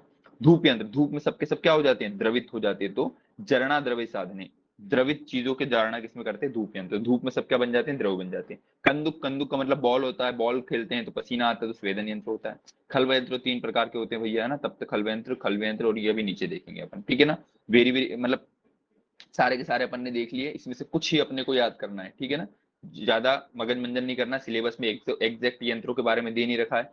फिर भी अगर वो पूछ ले तो कुछ दीपिका यंत्र पूछेगा, ठीक है ना, या तो विद्याधर यंत्र पूछेगा अपने से, हंसपाक यंत्र पूछ लेगा, भूधर यंत्र पूछ लेगा, पूछना होगा तो ना। बाकी अपने को एक एक एग्जैक्ट सबका पता है, ठीक है ना, जो अपन ने देख लिया था, ठीक है ना। एक बार फिर से रिवीजन कर देता हूँ अगर तुम लोग को भूल जाए तो। दोला यंत्र स्वेदन करता है, स्वेदन यंत्र स्वेदन ही करता है। पातन यंत्र जो होता है पातन कर्म करेगा ऑब्वियसली। डमरू यंत्र ऊर्ध्व पातन करेगा। अधपातन अधपातन, तिर्यक वाला तिर्यक करेगा। दीपिका दीपक तले अंधेरा अधपातन करेगा। डे की नाड़ी तिर्यक चलती है, तिर्यक यान। जारणा यंत्र जारण करेगा। कच्छप जो होता है कछुआ जा रहा है तो जारण यंत्र करेगा विद्याधर। हिंगुल से पारद निकलेगा और गंधक का जारण करेगा। सोमनल यंत्र जो होता है अभ्रक आदि का सत्व करेगा, है ना। ऊर्ध्व अधश्च आप मध्य रस संग्रह, ऊर्ध्वाग्नि अधश्च आप मध्य। अच्छा ये, हाँ एक ये बताना भूल गया मैं। एक सोमनल यंत्र होता है ना, सोम अनल यंत्र जो होता है इससे अभ्रक आदि का क्या करते हैं? जारण करते हैं, जारण कर्म करते हैं। और ये एक स्पेशल यंत्र होता है सोमनल यंत्र, जिसमें तीन चीजें बनती है, ऊर्ध्व अध और मध्य में। तो अपने से पूछता है कि इसमें जो होता है ना, जब अपन जारण करते हैं इस चीज का, तो कहाँ कहाँ क्या रहता है? तो ऊर्ध्वम वहनी, या ऊर्ध्व में अग्नि रहती है, अध में पानी या नीचे पानी रहता है, और बीच में अपने को पारद या रस का संग्रह करना होता है। ये किसके? सोमनल रंग, सोमनल यंत्र जो होता है उसके जारण की विधि होती है। कहाँ क्या प्राप्त? तो अपने से पूछेगा रस कहाँ पे या पारद कहाँ पे प्राप्त होता है? सोमनल यंत्र में मध्य में प्राप्त होता है ना। एक किसी पीजी का क्वेश्चन है 2016 का, उसका श्लोक मैंने लिख रखा, ऊर्ध्वम अग्नि अधम आपम मध्य रस संग्रह। मतलब ऊर्ध्व में अग्नि है, अध में नीचे आप या जल है, और बीच में क्या प्राप्त होता है अपने को? रस प्राप्त होता है। ये सोमनल यंत्र के संदर्भ में होता है। गर्भ यंत्र, सोमनाथी ताम्रपत्र का निर्माण करेंगे। हंसपाक श्वेत होती है तो विडो। बालुका यंत्र, लवण यंत्र, नालिका यंत्र। बालन, बालन क्या करता है? कुपिपक्व रसायन बनाता है, ठीक है ना। फिर भूधर यंत्र गंधक के अंतर्धूम जारण करते हैं भूधर यंत्र से। पुट यंत्र मैंने बताया था, पुट से सभी की सभी धातु या भस्मों, सभी धातुओं की भस्मों का निर्माण करते हैं। वेरी वेरी हल्के में नहीं लेना, बड़ा बड़ा इंपॉर्टेंट है ना। पुट यंत्र से क्या करते हैं। कोष्ठी में क्या करते हैं, धातु रत्न रखते हैं। वल्लभी में वल्लभ भाई पटेल ने सबको षडगुण संपन्न किया था। पालिका यंत्र गंधक जारण करते हैं। एआईजीटी 2023 का क्वेश्चन है भैया, पालिका यंत्र से क्या करते हैं, गंधक का जारण करते हैं। घट यंत्र घड़ा तैरता है तो प्लवन करते हैं। इष्टिका चूर्ण से गंधक का जारण करते हैं। हिंगुल आकृति विद्याधर यंत्र से अपन हिंगुल से पारद का निष्कर्षण करते हैं। नाभि यंत्र से क्या करते हैं भैया, निर्धूम जारण करते हैं पारद का गंधक के साथ। ग्रस्त काय से रहते हैं बंधन से, तो पारद का बंधन करते हैं। थाली में क्या करते हैं, मल और इन सबको दूर करते हैं। और धूप में क्या हो जाते हैं, सबके सब द्रव हो जाते हैं, तो जड़ना द्रव साथ में आ जाएगा। कंदुक बॉल खेलते ही स्वेदन आ जाएगा। खल्व यंत्र जो होते हैं तीन प्रकार के होते हैं भैया, एक अर्धचंद्राकार, वर्तुल और तप्त खल्व। तप्त खल्व जो होता है कांतलोह से निर्मित होता है, अभी देखते हैं अपन, ठीक है। नीचे अर्धचंद्राकार खल्व जो होता है उसकी आकृति अपने से पूछी जाती है, तो 10 अंगुल ऊंचा, 16 अंगुल लंबा, 10 अंगुल चौड़ा, 10 अंगुल गहरा, और उसकी मूसल कितनी होती है, 12 अंगुल की होती है ना। अब ये नहीं पूछेगा अपने से, उस समय वो पूछा करता था, ठीक है ना। फिर वर्तुल वाला जो होता है, इसकी तप्त खल्व जो होता है, no no no no no ऐसा होता है, ठीक है ना, भूल जाओ, अपने से में पूछेगा। फिर पाताल यंत्र पूछता अपने से, वेरी इंपॉर्टेंट, अन्य किसी आचार्य का है, ठीक है ना। ये अपन ने क्या रसरत्न समुच्चय और ये वाले मेन मेन देख लिया, अब किसी अन्य आचार का देख लेते हैं, वो पाताल यंत्र बताते हैं। पाताल हमेशा अपन क्या बचपन से कहानी सुनते आए हैं कि नीचे जो पाताल है उसमें क्या तेल में अपने को तलेंगे, तो पाताल यंत्र में तेल का निष्कर्षण होता है, ठीक है ना। कौन कौन सा तेल निष्कर्षण होता है, पाताल से तेल निकलता है, तो गंधक तेल, भल्लातक तेल, विश्वामित्र तेल ना। तुम तो बस इतना याद ना, पाताल में क्या होता है, तेल की कढ़ाई में तलते अपने को, तो तेल का निष्कर्षण होता है।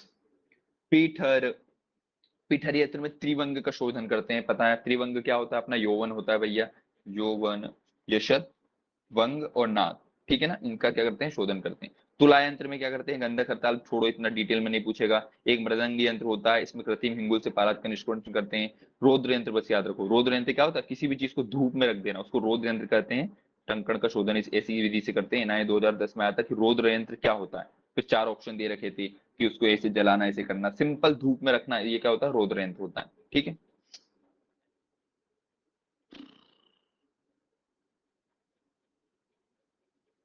चलो ये अपना क्या हो गया, यंत्र यंत्र हो गया, ठीक है ना। आप थोड़ी सी अपन मूषा देख लेते हैं, कोष्टी देख लेते हैं।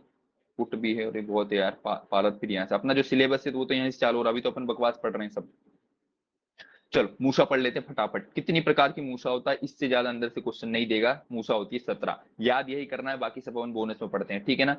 अपन ने अगस्त तंत्र में देखा, मूषक होते हैं 18 मूषक विष, और मूषा कितने होते हैं, 17 होते हैं। 17 मूषा में क्या क्या, मूषा पहले तो होती क्या है, पारद आदि के दोषों को नष्ट करती है, उसे क्या कहते हैं, मूषा कहते हैं भैया। मूषा की संख्या रस रत्न समुच्चय के अंदर 17 है। उपादान द्रव्य दो चीजों से, या तो मिट्टी की मूषा बना दो या लोहे की मूषा बना लो, आजकल अपन ग्रेफाइट की मूषा बना यूज करते हैं। पर्याय क्या क्या है मूषा के, सिर्फ वहनी मित्रा याद रखना, दिख रहा है ये लास्ट वाला वहनी मित्रा, बस अपने को याद रखना है। कितना भी गर्म कर दो मूषा को, कोई दिक्कत नहीं होती। संधि लेपन करते हैं, इसमें नहीं याद रखना, इतना सब नहीं पूछेगा, अंदर बंदर। चलो कौन कौन सी मूषा, वज्र मूषा, वज्र मतलब क्या होता है, हीरा, दृढ़ होता है बहुत ज्यादा, सबसे सॉलिड पार्ट होता है, तो दृढ़ पदार्थों के सत्पातन हेतु वज्र मूषा काम आती है। वृंताक, वृंताक बैगन का पर्याय होता है, खपरे के घर के ऊपर लगाते हैं, ऐसा अपन याद करें। तो खरपर आदि मृदु पदार्थों के सत्पादन के लिए क्या है, वृंताक मूषा। वृंताक बैंगन का पर्याय, बैंगन क्या, खपरे, खपरे के घर के ऊपर बैंगन के वो लगा देते ना, बेल लगा देते थे, या खपरे के पास बैंगन उगते थे, ऐसा अपन ने याद किया था। पक्व पोटली, वेरी वेरी इंपॉर्टेंट, अपन करके याद करे थे। तो पक्व मूषा में पोटली रस पकाने में अपन यूज करते हैं इसको, ठीक है ना। फिर महामूषा, महामूषा में क्या करते हैं अपन, तो तीन ट्रिक बनाई थी ये मैंने से, पक्व पोटली, महापुट और मल्ल परपटी, ठीक है ना। तो महामूषा में क्या करते हैं अपन, पुटपाक में यूज करते हैं महामूषा, लोहे का अभ्रक का द्रावण एवं पुटपाक के लिए करते हैं, ठीक है ना। पुटपाक और द्रावण दोनों महामूषा में करते हैं, ठीक है ना। लो अब पुटपाक पुष्करी, तो ये तीनों ट्रिक अपन को बस याद रख लेनी है। पक्व पोटली, प से पक, प से पोटली, महापुट तो मतलब महामूसा, पुटपाक के लिए काम आती है। मल्ल परपटी मतलब मल्ल परपट, मल्ल मूषा में क्या करेंगे, परपटी अपन बनाएंगे, ठीक है ना। मल्ल मूषा में परपटी एवं रसों के स्वेदन होती यूज आती है, ठीक है ना। पक्व मूषा, महामूषा, मल्ल मूषा, इन्हीं से क्वेश्चन आएगा, ठीक है ना। इनके अतिरिक्त आगे ज्यादा पूछेगा नहीं। तो पक्व मूषा, पक्व पोटली, पोटली रस को पकाने में पक्व मूषा काम आती है। महामूषा जो होती है, महापुट है, पुट पुटपाक हेतु काम आती है। और मल्ल परपटी होती है, तो मल्ल में परपटी आदि रसों के स्वेदन के लिए मल्ल परपटी काम आती है, ठीक है। फिर मूसल मूसा, चक्रीबद्ध रस, तो अपन जो होती है ना मूसल जो होती है, चक्कर लगा लगा के उसको, या चटनी बनाने में काम आती है। मूसल काय में चटनी बनाने में काम आती है, तो चक्रीबद्ध ऐसे याद कर लिया था। गोल मूसा जो होती है, द्रव्य को बाहर निकालने से रोकता है, ओब्वियसली कोई भी चीज गोल मूसा हो जाएगी तो उसमें क्या होगा, मुंह नहीं होगा, तो ऐसा पूछा जाता है। निर्वक्त्र मूसा, जिसमें बिना मुंह वाली मूसा कौन सी होती है, तो गोल मूसा होती है। ओब्वियसली गोल बन गई पूरी की पूरी, मूसा उसमें होगी नहीं भैया। इसको सत्व अवरोधनी या द्रव गर्भिणी भी कहते हैं, ठीक है ना, द्रव को बाहर निकलने से रोकता है। फिर वर मूसा, मैंने बोला था वर मूसा, गार मूसा, वज्रद्रावणी मूसा, तीन एक साथ याद करेंगे अपन। वर मूसा, वर जो होता है एक प्रहर तक अग्नि को सहन करता है। घर जो होता है, घर अपने ऐसा कितने होते हैं, दो होने चाहिए अपने, तो दो प्रहर की अग्नि, मैंने बोला था ना लड़कियों का एक घर होता है मायका और एक होता है ससुराल, तो घर कितने होते हैं, दो होते हैं। तो घर मूसा जो होता है दो प्रहर की अग्नि को सहता है। वज्रद्रावणी सबसे ज्यादा चार प्रहर की अग्नि को सहन करता है। योग मूषा नहीं आता, गोस्तनी मूषा, तो गोस्तनी मूषा जो होती है क्या करता है, सत्वों का धारण एवं शोधन करता है। तो गो के स्तन का क्या करते हैं, जब गाय का सौदा करते हैं तो गाय का सौदा उसके स्तन देख के किया जाता है कि कितनी दूध देती है, तो गो स्तन का क्या करते हैं, सौदा करते हैं, सत्वों के शोधन और दादन, शोधन और द्रावण, सौदा शोधन द्रावण करते हैं, ठीक है ना। वर्ण मूसा ऑब्वियसली नाम में ये वर्ण उत्कर्ष के लिए करते हैं। रौप्य मूसा वेरी वेरी इंपॉर्टेंट, चांदी जो होता है वर्ण उत्कर्ष के लिए होता है, चांदी का कलर अच्छा होता है ना, तो श्वेत वर्ग के द्रव्यों को क्वाथ में करके रौप्य मूसा से वर्ण उत्कर्ष करवाते हैं। मंडूक मूसा लंबाई वेरी वेरी इंपॉर्टेंट है, 6 6 6, ठीक है ना, मंडूक आकार होता है, बस लंबाई इसकी याद रखना है। विड़ विड़ मूसा देह लोहार्थ योग ना, शरीर को लोहे जैसा बनाने के लिए विड़ मूसा का यूज करते हैं। वज्र द्रावण मूसा वज्र द्रावण के लिए होती है, ठीक है ना। इन तीन से अपना काम बन जाएगा, पक्व मूसा, महामूसा और मल्ल मूसा, ठीक है ना। पक्व मूसा जो होता है पोटली कल्पना में काम आती है, महामूसा जो होती है पुट कल्पना में, पुटपाक में काम आती है, और क्या बोलते हैं, मल्ल मूसा जो होती है परपटी निर्माण में काम आती है अपनी,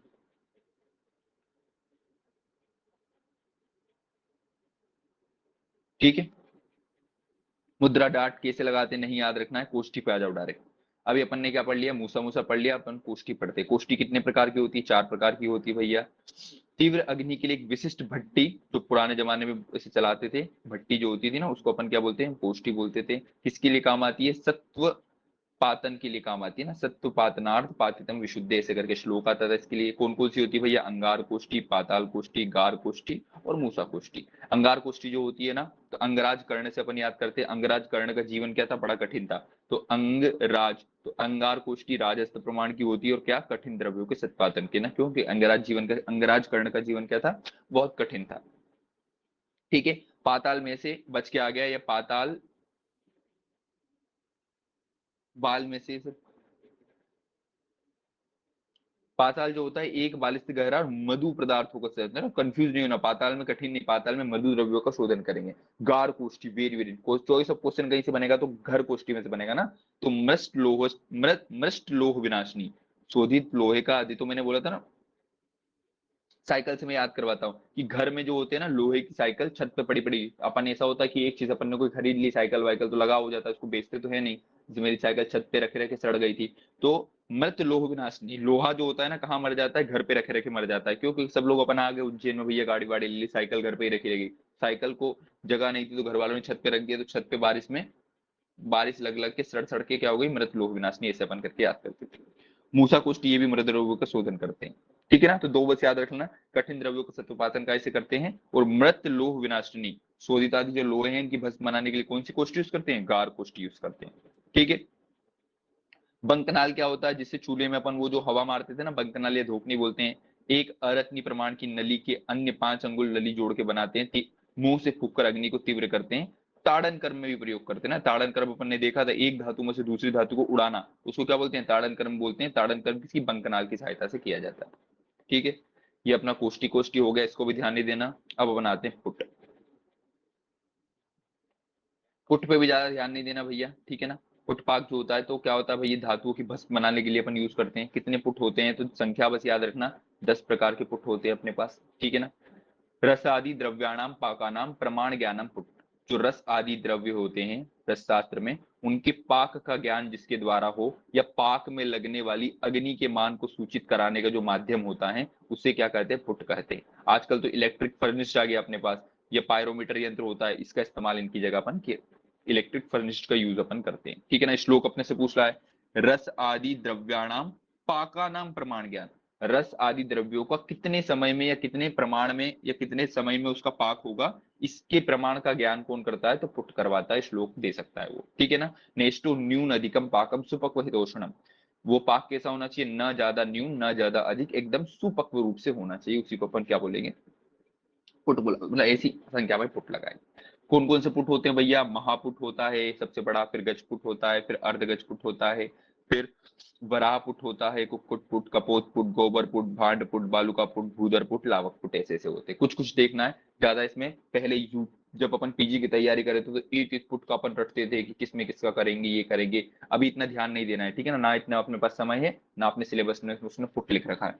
अपन शायद उसने रसशास्त्र की परिभाषा, शोधन और संस्कार, तीन चीज दे रखे हैं। परिभाषा भाई पूछ सकता है ज्यादा से ज्यादा ना, हालांकि अगर उसको खाली पारद लिख देता तो अपन पढ़ भी लेते सारे के सारे, या कुछ धातु हुआ तो लिख देता। उसने अलग से लिखा नहीं है ना पुट। और ये पिछली बार का सिलेबस देखोगे तो लिखा हुआ था।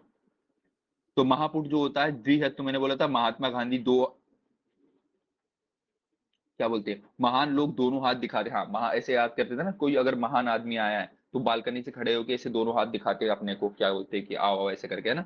द्विहात प्रमाण इसका रहता है। और 1500 उपले, सबसे ज्यादा उपले इसी में रहते हैं ना। 13 बस्ता ऐसे करके आते हैं। तो बड़ी बड़ी धातुएं जो होती है, पारद, तांबा, ठीक है ना, स्वर्ण, वज्र, इन सबके भस्म के लिए महापुट अपन यूज करते हैं। गजपुट गजराज करके याद करते हैं, राजस्थ प्रमाण का होता है, 1000 उपले इसमें होते हैं, ठीक है ना। किस किस के लिए ये, अफीम, अभ्रक, काश, नीलम, विलम, सब नहीं याद रखना किसके लिए यूज करता है गजपुट। अर्ध गजपुट यादव जी तिक्रम जी ने इसका वर्णन किया और किसी आचार्य ने किया नहीं, इसलिए 10 जो पुट होते हैं उसकी गणना इसमें होती नहीं है। ताम्र और वंग के मारण हेतु, ठीक है ना, तो अर्ध गजपुट जो होता है ना, ताम्र और वंग के मारण हेतु नहीं याद रखोगे तो भी चल जाएगा। फिर वराह पुट आता है, ये एक अरत्नी प्रमाण का होता है, 500 उपले इसमें लगते हैं, ठीक है। फिर कुक्कुट पुट होता है, वेरी वेरी इंपॉर्टेंट। तो कुक्कुट, अगर तुम चिकन को नापोगे ना कुक्कुट को, तो 2 बित्ता होता है, वही 2 बित्ते से ऐसे नाप सकते हैं, ठीक है ना। उसको एक बित्ता इधर और 2 बित्ते के बीच में रख जाता है ना, ऐसे कुक्कुट करके याद रखना। 2 बित्ते का होता है, वो कितने का होता है, 2 बितस्ती प्रमाण का होता है। और कुक्कुट जो होता है 100 रुपए किलो मिलता है भैया अपने को, ठीक है ना। या 100 रुपए के चिकन में मेरा अकेले का काम हो जाता है इधर, ऐसे याद रखना ना। तो कुक्कुट 100 रुपए के चिकन में अपना काम हो जाएगा, मतलब इसमें क्या 100 उपले लगते हैं। और कुक्कुट पुट जो होता है ना, छोटी मोटी ये तुच्छ, तार्च, पारद, मृदाशंग, लोह, स्वर्ण, मात्स्यिक, इन सब में काम आता है। फिर आता है कपोत पुट। ये क्या होता है, एक बालिस्त का होता है भैया, इसमें ओनली 8 उपले लगते हैं, ठीक है ना। कपोत पुट, इसी को मृदु पुट या स्वल्प पुट भी बोलते हैं, ठीक है ना। शिलाजुत, हड़ताल आदि मृदु पदार्थों की भस्म बनाने के लिए काम आता है, ठीक है। फिर ये नीचे नीचे वाले देखते हैं भैया, एक होता है गोबर पुट होता है भैया, ठीक है ना, इसी को तुष पुट या कचरे वाला पुट भी बोलते हैं भैया, ठीक है ना, पता नहीं क्या लिखा हुआ। फिर भांड पुट जो होता है, इसमें हड़ताल और सोमल आदि की भस्म बनाते हैं भैया, बालूका में भी, है ना। तो भोले बाबा जो होते हैं, और सोमवार सोमल है, सोमल, देखो ये कभी पूछ लो तुमसे कि भांड पुट या बालिका पुट, इसमें किसकी भस्म बनाते हैं, तो हड़ताल या सोमल की बनाते हैं ना। तो ऐसे याद रखना, भांड से भोले याद रखना, और बालुका को भोले बाबा। भोले बाबा क्या है, सोमल है, या हर सोमवार को मिलते हैं, तो हर से आ जाएगा हड़ताल, और सोमवार से आ जाएगा सोमल, ठीक है ना। कौन मिलते हैं, भोले बाबा, मतलब भांडपुट और बालिका पुट। भूदरपुट जो होता है, गड्ढे में औषध मूसा, दो दो अंगुल मिट्टी का लेप करते हैं पारक सोमल के, इसमें काम आता है ये भी भैया।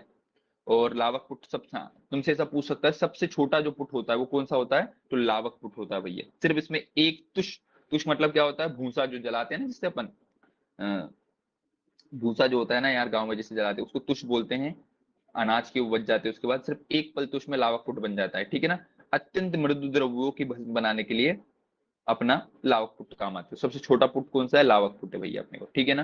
तो इसके ये प्रमाण, ये वाला प्रमाण और उपले ज्यादा पूछते हैं ना, किससे कौन सा पुट लगाते हैं, वो टफ भी है और पूछा नहीं जाता अपने से ना। सिर्फ याद रख लो कि जो बहुत ज्यादा सॉलिड चीज होती है, मतलब बहुत ज्यादा वो होती है ना, जैसे ताम्र हो गया, ये हो गया, इन सब स्वर्ण वज्र, और इसके लिए महापुट लगाते हैं। और लोहे के लिए क्या लगाते हैं वो बस याद रख लो, ये लोहा यहाँ पे है ना, लोहे के लिए अपन कुक्कुट पुट लगाते हैं।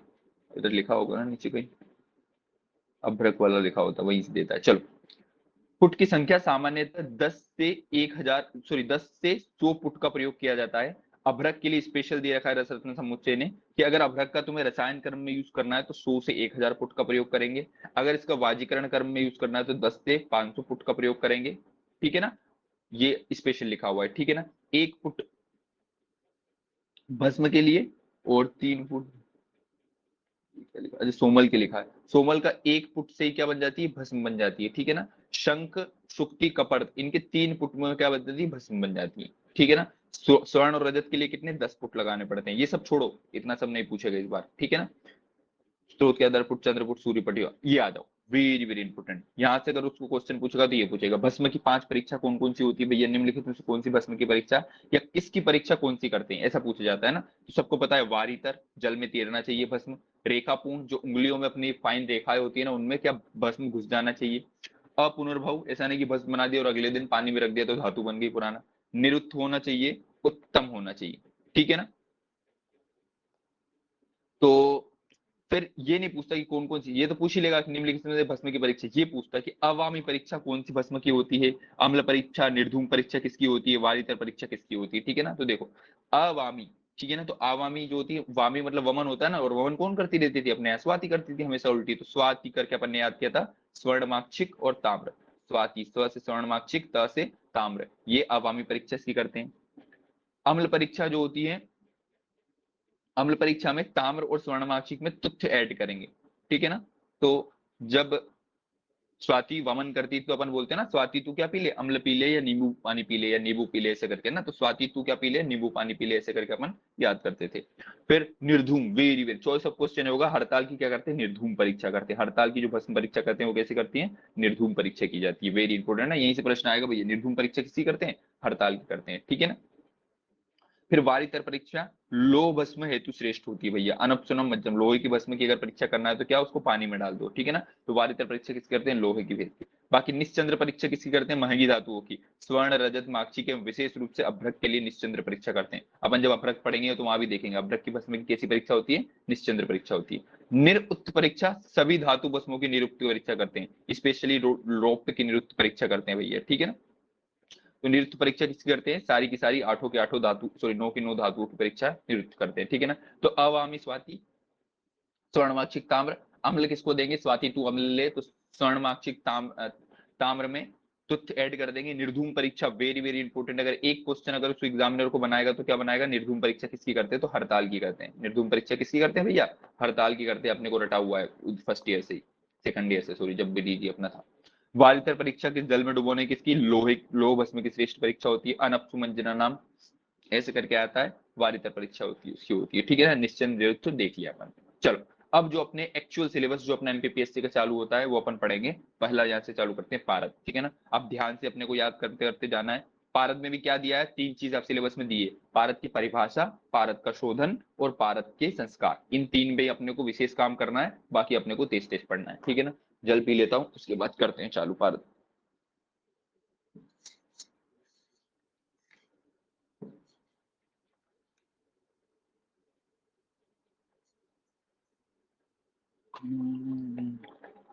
तेरे हिमांशु बता, नलदा किसका पर्याय है जब तक, हे हिमांशु, नलदा किसका पर्याय है। नलदा सरकार से आंसर है क्या, ऑप्शन दिया 4। अरे ऑप्शन सोच ले भाई, अपने हिसाब से वैसे 4 ड्रग सोच ले। बता दिया, किसी और को आता छाया बता आंसर। नलदा भारत की तो नहीं है, भारत की होगा यार। साले डीजी का पूछ रहा हूँ मैं तुझसे, डीजी का। अच्छा उधर से पूछ नलदा, नलदा अर्जुन का है। जटामांसी का है कि और किसी का है।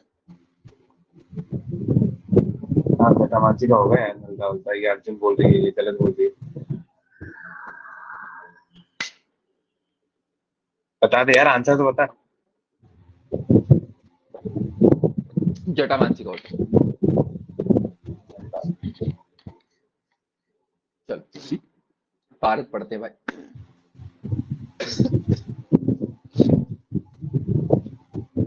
संपूर्ण रसशास्त्र का मूल द्रव्य क्या है, पारद। बंद कर माइक, बंद कर। इसकी प्रधानता के कारण ही रसशास्त्र का नायक भी इसी को कहा जाता है। भारत का सांकेतिक नाम क्या होता है, एचजी अपन इसको बोलते हैं। परमाणु क्रम सबको पता है, एचजी का कितना होता है, 80 होता है। परमाणु भार जो होता है इसका कितना होता है, 200 होता है लगभग। और स्पेसिफिक ग्रेविटी कितनी होती है भारत की, 13.6 होती है। सारा अपने को याद याद था, अपन फिर से एक बार रिवाइज बस कर रहे हैं। एटॉमिक नंबर ऑफ एचजी कितना होता है, 80 होता है। इसका भार कितना होता है, लगभग 200 होता है। स्पेसिफिक ग्रेविटी कितनी होती है, 13.6 होता है, ठीक है ना। फिर हिमांक, गलनांक, क्वथनांक, अपेक्षिक घनत्व, ये तीनों नहीं याद रखना है। वेरी वेरी इंपॉर्टेंट, रस रत्न समुच्चय में वर्णित पारद के 5 भेद, टिप ऑफ टंग रटे होने चाहिए अपने को एक एक, कौन सा क्या होता है। तो जो नॉर्मल रस बताया गया है, जो पारद का पर्याय होता है, रस के लिए रक्त वर्ण का होता है नॉर्मल, ऐसा लिखा हुआ है, ठीक है ना। रसेंद्र के लिए क्या लिखा हुआ है, तो शाव वर्ण का होता है, शाव रुक्षो अति चंचलो, ठीक है ना। रस उपरस राजत्वाद एक टर्म इसके लिए आता है ना, कि रस और उपरस का राजा जो होता है वो कौन होता है, रसेंद्र होता है, याद रख लेना, ठीक है ना। रस उपरस राजत्वाद ये किसके लिए, रसेंद्र के लिए यूज किया गया। फिर आता है सूत। सूत से अपन ने सूत पुत्र कर्ण को बोलते, कर्ण हमेशा क्या होता है, पीले रंग के कपड़े पहन के ना, तो इशद पीत वर्ण का होता है, इशद पीत रुक्ष आंग दोष युक्त सूतकम। तो सूत पुत्र जो होता है हमेशा क्या होता है, एक तो दोष युक्त होता है ना। और इशद हमेशा देखना तुम महाभारत अगर तुमने देखी हो ना, तो कर्ण को पीले रंग के कपड़े ही पहनाते थे, क्योंकि सूत पुत्र को इंडिकेटेड करता था वो, ठीक है। फिर आता है क्या, पारद। पारद जो होता है बहुत ज्यादा चंचल होता है, और ये पारद भी क्या होता है, श्वेत वर्ण का होता है, ठीक है ना। फिर आता है मिश्रक। मयूर पिच वर्ण का होता है, पारदम सर्व धातु तेजो मिश्र में से करके आता है, ठीक है ना। नहीं, ये सूत जो होता है ना, देह लोहमयी सिद्धम, तो कर्ण का देह ही लोहे जैसा था ना। कवच और कुंडल किसके पास थे, कर्ण के पास थे, है ना। तो सूत पुत्र से, सूत को हमेशा सूत पुत्र कर्ण से याद रखना। ईशत पीले वर्ण के कपड़े पहनता था, दोष युक्त था, बहुत ज्यादा छोटी जाति का मानते थे, और अब उसका देह क्या था, एकदम लोहे जैसा था। तो देह लोहमयी सिद्धि कौन सा प्रकार का पारद करता है, तो अपना सूत करता है, ठीक है ना। और रसेंद्र वाला जो होता है, रस उपरस राजत्वाद, रस और उपरस का राजा कौन है, रसेंद्र है। पारद जो होता है वो क्या होता है, चंचल और श्वेत वर्ण का बस होता है, ठीक है। और मिश्रक क्या होता है, मयूर पिच वर्ण का होता है, म से मिश्रक, म से मयूर पिच वर्ण का होता है। पारद सर्व धातु तेजो, सारी धातुओं में तेजी से मिश्रित हो जाता है, ठीक है ना। ये पारद के क्या होते हैं, 5 प्रकार होते हैं। तुमसे तो यही पूछ लेगा, निम्नलिखित में से कौन सा पारद के 5 भेद में से नहीं आता है। कौन कौन आते हैं, रस, रसेंद्र, सूत, पारद और मिश्रक, ठीक है ना, याद है अपने को, ठीक है। त्रिसूत में क्या क्या आता है भैया, तो पारद के त्रिसूत में पीएसएम ऐसे करके याद रखना, पीएमएस या पीएसएम जो भी याद रखना ना, प्री मेंस्ट्रुअल सिंड्रोम कुछ होता है ना सर। तो पी से आ जाएगा पारद, एस से आ जाएगा सूत, और एम से आ जाएगा मिश्रक। पीएसएम या पीएमएस को जो भी तुम्हें याद हो वैसे याद रख लेना है, ठीक है ना। रस और रसेंद्र, रस और रसेंद्र को ऐसे मैंने याद किया ना, ऐसे लाइन से लिख लेना, कंफ्यूज होता है कि कौन सा रक्त वर्ण का होता है, कौन सा श्याव वर्ण का होता है। तो रस रसेंद्र, इसमें रस में डिकोड है, मतलब पहले नंबर में रस से क्या आ जाएगा, ये रक्त वर्ण का हो जाएगा, दूसरे नंबर में स से श्याव वर्ण का आ जाएगा। कंफ्यूजन दूर करने के लिए अपन ने ऐसे याद किया था। बाकी जो ओरिजिनल अपन पारद देखते हैं, जो अपने को पता है पारद कैसा होता है, श्वेत वर्ण का होता है भैया, जो अपने उसमें लेबोरेटरी में पढ़ा रहता है ना, गलत पेरोप निभम जिसके लिए टर्म आता है, वो कौन सा होता है, पारद। तो एक्चुअल पारद क्या होता है, श्वेत वर्ण का होता है, जो गलत गलत पेरोप निभम अपन देखते हैं, ठीक है। फिर पारद की 5 पूजाएं होती है, वेरी वेरी इंपॉर्टेंट है भैया। ब्लर कैसे हो गया, अच्छा नीचे है, ठीक है। पारद की 5 पूजाएं में पारद का सेवन कर सकते हैं, पारद का स्पर्शन कर सकते हैं, पारद का दान कर सकते हैं, पारद का ध्यान कर सकते हैं, पारद का पूजन कर सकते हैं। देखो 5 सब वेरी वेरी इंपॉर्टेंट। पारद के दर्शन और स्मरण नहीं करना है ना, पारद की पूजा में दर्शन और स्मरण नहीं आते, पेपर में यही पढ़ाएगा ना, पारद का दर्शन कर लो तुम, या तो पारद को अच्छे से खा लो तुम, ठीक है, या तो पारद को छुओ, या पारद को क्या करो, दान करो, या पारद की पूजा करो, या पारद का ध्यान करो, ठीक है ना। खाली देखने और सोचने से काम नहीं होना, अपन ही सोच लेंगे अभी और बाप रे पारद कितना अच्छा है तो उसकी पूजा हो जाएगी, नहीं हो जाएगी, है ना। तो 5 पूजाएं कौन कौन सी है पारद की, सबसे पहले तो अच्छे से उसका क्या कर लो, स्पर्श कर लो उसको। स्पर्श करने के बाद हो तो 1 चम्मच खा लो, थोड़ा सा बच गया तो किसी को दान कर दो। फिर जो पारद सामने रखा है उसी का ध्यान लगा लो थोड़ा सा, है ना। स्मरण नहीं है, ध्यान है, लेकिन है ना, पारद के क्या लगा लो, ध्यान लगा लो। और थोड़ी बहुत, नाम में ही पूजा है तो पूजन तो आएगा आएगा, ठीक है ना। पारद को सबसे पहले क्या किया, छू के देख लिया, थोड़ा सा खा लिया, थोड़ा सा दान कर लिया, फिर उसका थोड़ा सा ध्यान लगा लिया, और एंड में उसकी पूजा कर ली, ठीक है ना। ये 5 क्या होती है, पारद की पूजा होती है। दर्शन स्मरण नहीं है ना, याद रख लेना, वही निम्नलिखित में पारद की पूजा कौन सी नहीं होती, ऐसे छनवा देगा अपने। पारद का सेवन का परिणाम क्या होता है भैया, अगर तुमने जिंदगी में कभी मूर्छित पारद खा लिया, ठीक है ना, तो व्याधि नष्ट करेगा। लेकिन बद्ध पारद खा लिया तो तुम्हें क्या होगा, मोक्ष की प्राप्त हो जाएगी। और तुमने कभी जिंदगी में भस्मीभूत पारद खा लिया तो तुम अमर हो जाओगी, है ना। इसलिए सब पारद की भस्म बनाने का निर्माण, तो भस्मीभूत पारद क्या कर देता है, अमर कर देता है। मूर्छित पारद व्याधि को नष्ट कर देगा। बद्ध पारद क्या करेगा, मोक्ष को प्राप्त कर देगा, ठीक है ना। याद हो जाए तो ठीक है, वरना नहीं पूछेगा। अमूर्छित पारद, वेरी वेरी इंपॉर्टेंट। अगर तुमने कभी जिंदगी में अमूर्छित पारद खा लिया, जिसको अपन ने तो मूर्छित नहीं, ऑब्वियसली भैया HG है, इतनी ज्यादा पेट की डिसऑर्डर उत्पन्न करता है। योगों के सेवन से उत्पन्न विकारों के शांतु के लिए गन्ना अपन ट्रैक बनाई थी। अगर तुमने अमूर्छित पारद खा लिया तो गन्ने से चिकित्सा करेंगे, मतलब गंधक और नागवल्ली स्वरस से चिकित्सा करेंगे। वेरी वेरी इंपॉर्टेंट है, ठीक है ना। तो अगर अमूर्छित पारद के योगों का सेवन करने से तुम्हारे शरीर में कोई विकार की उत्पत्ति हो गई तो काय दूर करेंगे, गंधक प्लस नागवल्ली स्वरस से अपन करेंगे, ठीक है ना। गन्ने से चिकित्सा करेंगे, ऐसे याद रखना, गंधक प्लस नागवल्ली स्वरस। पारद और गंधक का अगर तुम शिवलिंग पर लेप करोगे तो पूर्व जन्म के पाप भी तुम्हारे सारे के सारे नष्ट हो जाएंगे। पारद और गंधक का अच्छी तरह जारण करोगे तो 100 यज्ञ के समान पुण्य तुम्हें मिलेगा। शत क्रतु फलम ऐसे करके लिखा हुआ आता है, ठीक है ना। हर गौरी संयोग दिव्य तनु शरीर की प्राप्ति हो जाएगी। नहीं याद रखना, रस ये तीनों देखो, चॉइस ऑफ क्वेश्चन जो है ना वो यहीं से आएंगे, बहुत इजी पूछेगा एमपीपीसी से। पारद का नैवेद्य क्या है, सबको पता है। पारद का भोजन, नैवेद्य को भोजन बोलते हैं। पारद का भोजन क्या होता है, अभ्रक। प्राण रसेंद्र, कौन सा होता है भैया, माक्षिक धातु होती है। जब धातु पढ़ेंगे तब याद रख लेना, माक्षिक धातु क्या होती है, प्राणो रसेंद्र से। रसेंद्र का प्राण कौन होती है, माक्षिक धातु होती है। प्राणो रसेंद्र से, और इसके आगे भी एक श्लोक आएगा, वो पूरा अपन माक्षिक में आके पढ़ेंगे। सूतेंद्र वीर्य प्रद, वीर वीर, दो यहाँ से सिर्फ 2 टर्म याद करना। पारायण रसोन्द्र जो है इसको माक्षिक के लिए छोड़ दो, वहां से माक्षिक का पूरा श्लोक बड़ा सा है, उसको कोट से याद कराऊंगा। अभी याद रखो, पारद का नैवेद्य कौन है, गंधक। और पारद को वीर, सूतेंद्र को वीर कौन प्राप्त करता है, गंधक प्राप्त कर। इसलिए पारद का हमेशा गंधक के साथ ही तो अपन क्या करते हैं, कज्जली बनाते हैं, फलाना करते हैं, परपटी सब गंधक के साथ ही होता है। तो पारद का नैवेद्य क्या है, अभ्रक है। पारद को या सूतेंद्र वीर प्रद, सूत को या पारद को इंद्र वीर कौन प्रदान करता है, गंधक प्रदान करता है। पारद के पर्याय देखते हैं भैया। तो पारद पर्याय क्या क्या होते हैं, शिव के सारे पर्याय होते हैं। खेचर इसको बोलते हैं, खेचरी बोलते हैं भैया। चंचल, चपल, धूर्तक, जेव, जीव, मधुनाश, कभी को नहीं आता ना। अचिंत्य पारद का प्रभाव है भैया, ठीक है ना। अचिंत्य वीर अपन ने देखा था, प्रभाव वो बोलते हैं। बीजेंद्र, भव, तेज, महारथ इसका पर्याय पारद का, याद रख लेना भैया ना। मुकुंद, मृत्युनाशक, योध, सिद्ध, ये गलत के रूप निबंध दिख रहा है क्या कभी, ये गलत के रूप निबंध इसका क्या होता है, संरचना होती है पारद की, और इसका पर्याय भी इसको बोलते हैं। गलत के रूप नियम किसके लिए यूज किया है, पारद के लिए। पारद के खनिज देखते हैं भैया। तो भूगर्भ से पारद को 2 रूपों में प्राप्त किया जा सकता है, एक तो मुक्त अवस्था में और एक यौगिक के। मुक्त अवस्था में जो स्वतंत्र पारद या एकदम प्योर पारद मिलता है वो अपने को नेटिव मरकरी, जिसको अपन बोलते हैं गलप पिरोप निभम होता है। क्विक लिक्विड सिल्वर इसको जो बोलते हैं, तो गलप पिरोप निभम जो होता है, ठीक है ना। ये पारद का क्या होता है, स्वरूप होता है, शुद्ध पारद का स्वरूप। लेकिन ये तो मिलता नहीं अपने को, क्या हमेशा और के रूप में मिलता है। तो क्या क्या होते हैं पारद के और, सबसे पहला होता है कौन सा, हिंगूल। Very very important. हिंगुल अपन आगे भी देखेंगे। पता है हिमांशु काय में आता है हिंगुल, महारस में आता है, उपरस में आता है, कि साधारण रस में आता है। अभी तूने तो 1 साल सीनियर है ना तुम मुझसे इसमें पढ़ाई में। तो भाई इतना कोई सीनियर नहीं हूँ मैं यार, भूल गया अभी। अभी अरे टू साले ट्रिक तू से तो याद एक करेंगे साल ना, रिवाइज करेंगे तो। 1 साल, अच्छा रिवाइज करेंगे, चल कोई ना। हिंगुल जो होता है सिनेबार या एचजीएस, मेन सोर्स क्या होता है भैया, इसके लाल रंग के पारादीस से प्राप्त होता है भैया। कितने 5 प्रकार का होता है हिंगुल। कौन कौन सा हिंगुल होता है भैया, एक हंसपाद हिंगुल होता है, चरमार हिंगुल होता है, प्रवाल प्रभ हिंगुल होता है, दरद हिंगुल होता है, और देतेंद्र रस हिंगुल होता है। हंसपाद कैसा होता है, जपा कुसुम के समान होता है भैया। वेरी वेरी इंपॉर्टेंट, ये हंसपाद हिंगुल मेन होता है ना, किसके समान होता है, वास्तविक हिंगुल। अगर एक पूछे जाए सेनाबार कौन सा या हिंगुल होता है, तो हंसपाद हिंगुल होता है, जपा कुसुम के समान होता है। यही क्या होता है, वास्तविक हिंगुल होता है। चरमार हिंगुल सबको पता है भैया, चरमार चमड़ी के समान काले कलर का होगा भैया, ठीक है ना। फिर प्रवाल भद, प्रवाल के जैसा क्या, प्रवाल कैसा होता है भैया, सफेद कलर का होता है ना। प्रवालो हंस पादम, ये भी प्रवाल कलर का होगा। दरद हिंगुल याद रखना, यकृत आकार का हिंगुल दरद हिंगुल कहलाता है। तो दर्द कहाँ पे होता है, दारू पीते हैं अपन बहुत ज्यादा, दर्द को दारू पढ़ लेना, दारू पीने से क्या खराब होता है, लीवर खराब होता है ना। दर्द, दर्द कहाँ होता है, यकृत में होता है भैया। दारू पीने से क्या खराब होता है, यकृत खराब होता है। तो दर्द हिंगुल क्या होता है, यकृत आकार का होता है। फिर दैत्येंद्र रस, ये भी होता है, कविराज प्रताप सिंह अलग अलग आचार्यों ने बताया ना। अपने को जो होता है हिंगुल जो होता है, वहां से अपन पढ़ेंगे रस रत्न समुच्चय के अनुसार हिंगुल 2 प्रकार के होते हैं, हंसपाद हिंगुल और चरमार हिंगुल, ठीक है ना। या तो हंसपाद या एक और कुछ नाम होगा, वहां से पढ़ेंगे, ठीक है। दूसरा और क्या होता है भैया भारत का, एक गिरी सिंदूर होता है भैया, ठीक है ना।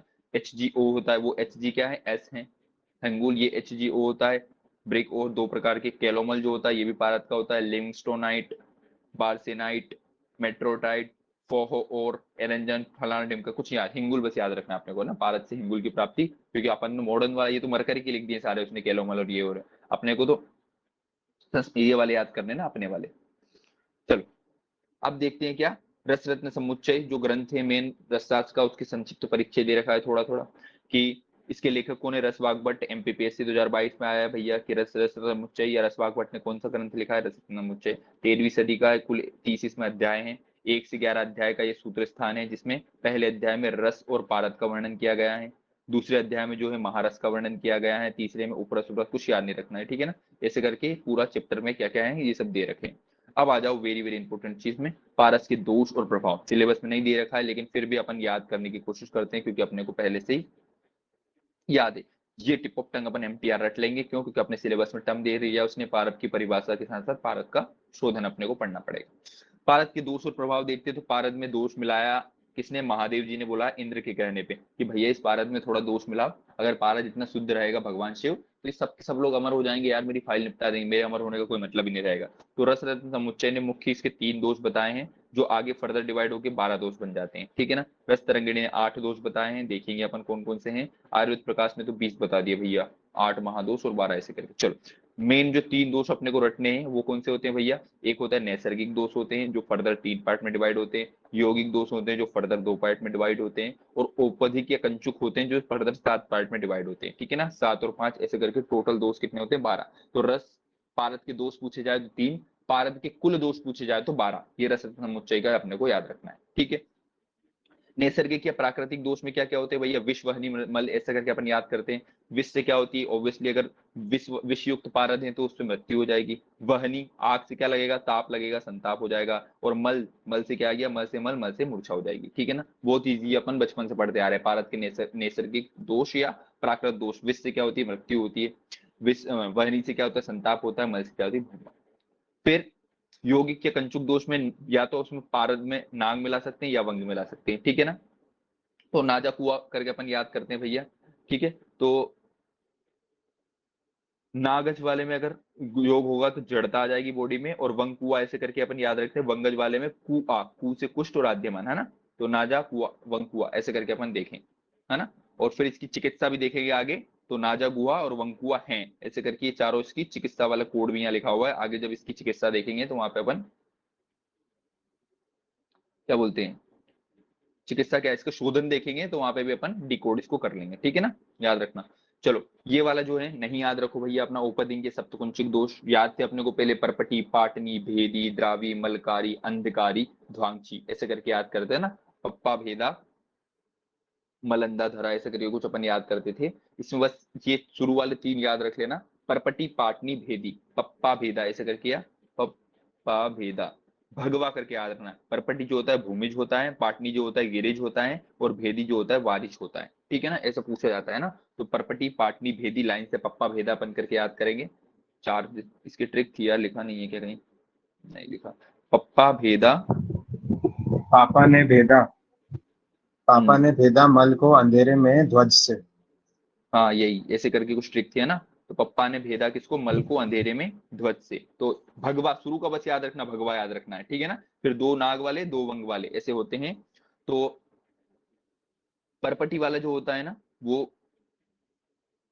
कुछ पार्ट नहीं चलो ये इतना ये सब नहीं पढ़ते हैं ना अपन, कुछ जाड़ी पड़ जाए ऐसे करके बहुत सारे ट्रिक कुछ कुछ बनाते थे। अंधकारी बस याद रख लो, स्वर, पारुष्य और कोवा स्वर इसमें होता है, ठीक है ना।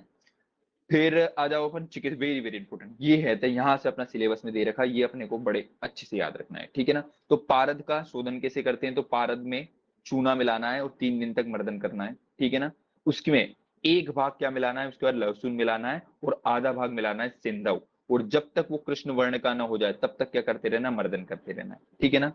ये हो गया एक। तो ये अपने बचपन से अपन पढ़ते आ रहे हैं पारद का शोधन कैसे है। पारद को चूने में के साथ मिला के 3 दिन तक अच्छे से उसका मर्दन करना है। जैसे ही उसका मर्दन होकर जो कंटेंट अपने पास बन गया, उसमें एक भाग मतलब सम भाग में लहसुन और उसके आधे भाग में क्या मिलाना है? सेंधव मिलाना है, ठीक है ना। एक भाग लहसुन, आधे भाग सेंधव मिला के अच्छा जब तक पूरा पारद काला ना हो जाए तब तक उसका क्या करना है? अच्छे से मर्दन करना है। फिर धो धुआ के क्या कर देना है? प्रक्षालन करते हैं तो पारद क्या हो जाता है? शुद्ध हो जाता है। एक विधि ये हो गई। दूसरी विधि क्या होती है? रक्त सर्षप, चित्रक, घृत कुमारी, बरहती और तिफलाक्वाद। इनमें 3 दिन तक उसका अच्छे से मर्दन करेंगे पारद का और प्रक्षालन कर देंगे, है ना। अपने से पहली वाली पूछी जाती है ना पारद के साथ, जो किसका शोधन करते हैं? पारद का शोधन किससे करते हैं? चूने से करते हैं। उसमें क्या मिला के? थोड़ा सा लहसुन मिला के और सिंधव लवण मिला के, ठीक है ना। दूसरी विधि में रक्त सर्षप हो गया, चित्रक, घृत कुमारी, बृहति या त्रिफला, त्रिफलाक्वाद वाली है, इसमें 3 दिन तक नॉर्मल मर्दन करेंगे। ठीक है ना। उसके बाद लहसुन सेंधव से 7 दिन तक तख्त खल विधिधारी मर्दन करेंगे। ये आ जाओ, पारद का विशेष शोधन। पारद का सामान्य शोधन इंपॉर्टेंट नहीं है, यहाँ से अपने चुने वाला बस पूछेगा विशेष शोधन वेरी टिप ऑफ टंग रटे होना चाहिए। देखो ये दोनों जो टेबल है ना, यही अपने सिलेबस में खाली यहीं से क्वेश्चन आएगा 100% में श्योर, ये गारंटी देता हूँ। ये अपने को एक एक चीज क्या होनी चाहिए, टिप ऑफ टंग रटी होनी चाहिए। तो विष देखते हैं भैया, दोनों का अपन ने याद कर रखा है भैया, है ना। तो विष क्या होता है, विषैले चित्र, विषैले चित्र ऐसे करके, तो विष की चिकित्सा चित्रक मूल से करते हैं अपन, ठीक है ना। वहनी की चिकित्सा कैसे करते हैं, त्रिफला से करते हैं। और मल की चिकित्सा कैसे करते हैं, ग्रह कन्या या कुमारी स्वरस से करते हैं, ठीक है ना। तो रस रत्न समुच्चय का अपन ने देखा था, विष वहनी और मल लाइन से देखेंगे, है ना। और अच्छा इसका है ना, वैसे वर्टिकल ट्रिक भी था ना, जो वर्टिकल वाला लिखा था कि देखो विष वहनी मल लाइन से अपने को याद है, और इसका ट्रिक चित्रक करके लिखेंगे, चित्रक, ठीक है ना। किसका, रस रत्न समुच्चय का, दोनों का अलग अलग, रस रत्न समुच्चय का वर्टिकल चित्रक ट्रिक लिखेंगे, मतलब विष की चिकित्सा चित्रक मूल से करेंगे, वहनी की चिकित्सा त्र से त्रिफला से करेंगे, और मल की चिकित्सा क से कुमारी स्वरस से करेंगे, ठीक है ना। ऐसा ये रस रत्न समुच्चय का है। विष वहनी मल लाइन से लिख लेना है, और क्या ट्रिक लिखना है, चित्रक, है ना। वैसे भी अपने को ये भी याद था कि विष विषैले चित्र होते हैं तो चित्रक मूल हो जाएगा। वहनी आग्नेय फलों का समुच्चय या त्रिफला, त्रिफला अग्नि को बढ़ाती है, ऐसे करके त्रिफला से करेंगे। और मल की चिकित्सा कैसे करेंगे, ग्रह कन्या या कुमारी स्वरस से करेंगे। फिर वाइस वर्षा कर दिया था किसने, चित्रक, त्रिफला को ऊपर और चित्रक मूल को नीचे, ये रस्तरंगिणी ने कर दिया था वाइस वर्षा। और ग्रह कन्या की जगह क्या, आरक ले लिया था, ऐसा अपन ने देख लिया था, ठीक है ना। तो अगर पुरानी ट्रिक भूल गए तो नई वाली ट्रिक, ये वाली जो पता नहीं इसमें लिखी नहीं है, पर इससे मैंने बाद में बना के याद किया था, विष वहनी मल ऐसे लिख लेना है वर्टिकल, और एक ट्रिक लिख लेना है कैसे करेंगे, चित्रक, ठीक है। एक चीज अपन ने याद रख ली, विष में चित्रक मूल से चिकित्सा करें, वहनी में त्रिफला से चिकित्सा करेंगे, और मल में कुमारी स्वरस से करेंगे। फिर वाइस वर्षा किसने कर दिया था, रस्तरंगिणी ने, त्रिफला को ऊपर कर दिया, चित्रक मूल को नीचे कर दिया, और ग्रह कुमारी की जगह क्या रख दिया था, आरगवत रख दिया था। वेरी वेरी इंपॉर्टेंट, तीनों अपने को याद है। फिर नाग और वंग, तो मैंने क्या ट्रिक याद करवाया था, ना नाजा गुहा, एक ट्रिक ये लिखो। और वंकुआ है, वंकुआ है, HAI है, ठीक है। ये दो ट्रिक अपने को रट जानी चाहिए। ना जा, ना से क्या आ जाएगा, नाग, क्या प्रभाव लाता है, जाड्यता लाता है शरीर में। व से वंग, क्या लाता है, कुष्ठ और आद्यमान लाता है। ना जा गुहा, गुहा जो होती है ना, अपने को हमेशा उसमें नहीं जाना होता है, जो छोटी छोटी गुहाएं बनी रहती है, सांप आप उसमें हो सकते हैं ना। तो ना जा गुहा, ना जा ईटों की गुहा में, काय में ना जा ईटों की गुहा में। तो ईटों से आ जाएगा इष्टिका चूर्ण, गुहा, गु से आ जाएगा ग्रहधूम, ऊ से आ जाएगा ऊन, और हा से एच से आ जाएगा हरिद्रा, ठीक है ना। ऐसे करके नाजा गुहा अपन ने, या नाजा ईंट की गुहा, ऐसे करके अपने को याद रखा था, ठीक है ना। नाग में इष्टिका चूर्ण, ग्रहधूम, हरिद्रा, ऊन बस में से क्या करते हैं, चिकित्सा करते हैं। फिर वंकुआ है से क्या आ जाएगा, एच से आ जाएगा हरिद्रा चूर्ण, ए से आ जाएगा अंकोल, और आई से आ जाएगा क्या, इंद्रवारुणी, ठीक है ना। तो वंकुआ है, दो ट्रिक अपन ने याद कर ली थी, कौन सी, नाजा गुहा वंकुआ है, या नाजा ईंट की गुहा वंकुआ है, ठीक है। दोनों ट्रिक से अपना बन गया था भैया नाग और वंग किसी के रहा। फिर अपन ने क्या, चापल्य गुण से की चिकित्सा देखी थी। तो चापल्य जो होता है वो क्या होता है, चपलता सबसे ज्यादा किसमें होती है, धतूरी होती है। तो कृष्ण धतूर बीज से चिकित्सा करेंगे, चपल्य गुण की करेंगे, ठीक है ना। फिर असह अग्नि, तो पारद के असह अग्नि अग्नि दोष की जो चिकित्सा है वो कैसे करेंगे, गोक्षूर से करते हैं, कैसे करते हैं, गोक्षूर से। और गिरी, पर्वत को क्या करते हैं, काटते हैं, पर्वत को क्या करते हैं, रोड बनाने के लिए काटते हैं भैया, तो गिरी की चिकित्सा त्रिकटु से करते हैं, ठीक है ना। तो भारत का शोधन होता है विशेष वाला, अपने को रटा होना चाहिए भैया, है ना। पर्वत काटा था ना मांझी ने, देखो लिखा भी हुआ अपना, दशरथ सिंह मांझी ने पर्वत को काट दिया, जैसे करके। तो विश्व हनिमल दोनों आचार्य के अकॉर्डिंग याद रखना है, रसरत्न समुच्चय रसतरंगिणी दोनों के अकॉर्डिंग, ठीक है ना। विश्व हनिमल जो होता है तो वर्टिकल लिख लेंगे, विश्व या तो विशेले चित्र ऐसे करके याद किया था, वहनी में त्रिफलाग्नि को बढ़ाता है, और मल में कुमारी जो होती है मल का त्याग करती है, मल का जो भी सफाई करती है, इसे याद रखना। या वर्टिकल ट्रैक लिख लेंगे, विश्व हनिमल चित्रक, मतलब विश्व वाले में क्या करेंगे, चित्रक मूल से चिकित्सा करेंगे, वहनी वाले में त्रिफला से करेंगे, और मल वाले में कैसे करेंगे अपन, कुमारी स्वरस से करेंगे। रस तरंगिणी ने वाइस वर्षा कर दिया, त्रिफला को ऊपर ले लिया, चित्रक मूल को नीचे ले लिया, और कुमारी की जगह रिप्लेस करके क्या ऐड कर दिया, आरगवद ऐड कर दिया। फिर नाग और वंग देखते हैं, तो ना जा ईट की गुहा ऐसे करके अपन ने याद किया था, और वंग कुआ ऐसे ट्रिक लिखा था। तो ना जा, नाग में उसमें जाड्यता आती है गुण के रूप में, और उसकी चिकित्सा करने के लिए इष्टिका चूर्ण, जी से ग्रहधूम की ये ऊन की भस्म, और एच से हरिद्रापन यूज करते हैं। फिर वंग हुआ तो वंग वाले में कुष्ठ और आद्यमान इसके दोष में आ जाएगा, और है से एच से हरिद्रा, ए से अंकोल और आई से इंद्र वारुणी आ जाएगा। ठीक है ना। चप्पल कौन सबसे ज्यादा चपलता को दूर करता है, तो भैया अपना धतूरा करता है भैया। एक बार धतूरा बोलो सारी तेजी चली जाएगी। असहअग्नि के उन गोक्षुर, असहअग्नि में का चिकित्सा करते हैं गोक्षुर से, और गिरी में क्या करते हैं पर्वत को काटते हैं तो त्रिकुट आ जाएगा। ठीक है, ये सारे के सारे क्या हो गए अपने पारद के शोधन और विशेष शोधन अपन ने पढ़ लिया।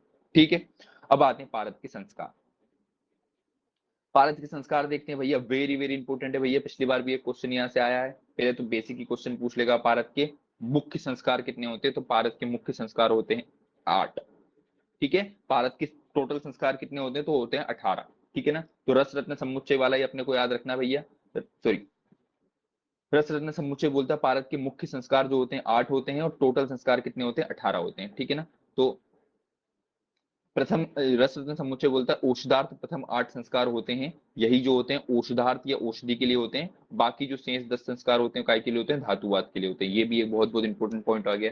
जो शुरू के जो अपने 8 जो मुख्य संस्कार होते हैं वो औषधि के निर्माण के लिए होते हैं, और जो शेष 10 बच जाते हैं जो अपन नहीं पढ़ेंगे वो काय के लिए होते हैं, धातुवाद के लिए होते हैं। ठीक है, रस तरंगिणी ने तो केवल 8 महान वाले ही माने हैं, रस रत्न समुच्चय ने 18 माने, जिसमें से 10 मुख्य हैं धातुवाद सॉरी औषधि निर्माण के लिए, और इसके अलावा 10 एक्स्ट्रा है धातुवाद के लिए। आयुर्वेद प्रकाश ने 19 माने। कौन सा अतिरिक्त बताया था, वेरी वेरी इंपॉर्टेंट, भक्षण एक अतिरिक्त बताया। ठीक है ना। भक्षण जो, तो आयुर्वेद प्रकाश ने कितने संस्कार माने हैं, 19 माने हैं। ठीक है ना। अन्य आचारों को पढ़ना नहीं है भैया। देखो रस रत्न समुच्चय लिखा हुआ है मैंने 18 ऐसे 8 जो होते हैं ये औषधि के निर्माण के लिए। देह धातुवाद संस्कृत में टर्म आता है, देह को धातु करने के लिए, देह के औषधि निर्माण में काम आते हैं, देह के लिए काम आते हैं। और बाकी जो 10 हैं तो ये धातुओं के लिए काम आते हैं, रस इनके लिए, लोहा हुआ, चांदी वांदी, इन सब के लिए। चलो, सबसे पहला संस्कार कौन सा होता है, स्वेदन संस्कार होता है। सबको पता है स्वेदन काय में करते हैं, दोला यंत्र में करते हैं भैया। क्या करता है ये, मल शिथिलीकारिण्यम, वेरी वेरी इंपॉर्टेंट। मल को क्या करता है, शिथिल करता है, या ढीला करने का काम करता है। ऑब्वियसली भैया किसी भी चीज को अपन स्वेदन करेंगे तो क्या कर देंगे, एकदम ढीला ढीला कर देगा या गला देगा। मल को क्या कर देगा, मल को शिथिल कर देगा। ठीक है ना। फिर मर्दन, सबको पता है मर्दन काय में करते हैं, खरल यंत्र में करते हैं भैया। अर्ध चंद्राकार खरल में करेंगे। मर्दनम बहिर्मल विनाशनम शुद्धतमो रसो, वेरी वेरी इंपॉर्टेंट होता है। खरल में क्या करते हैं या मर्दन में क्या करते हैं, बाहर का जो मल होता है ना, वो इसलिए किसी भी चीज को अपन मर्दन कर रहे हैं ऐसे ऐसे करके हिला रहे हैं हाथ से, तो जो बाहरी मल होता है ना वो उसका क्या हो जाता है, विनाश हो जाता है। ठीक है। तो स्वेदन दोला यंत्र में किया, मल का शिथिल कर दिया। मर्दन जो होता है बहिर्मल विनाशनम, बाहर का मल सारा विनाश कर दिया खरल यंत्र में। मूर्छन जो होता है तप्त खरल यंत्र में होता है अग्नि की सहायता से।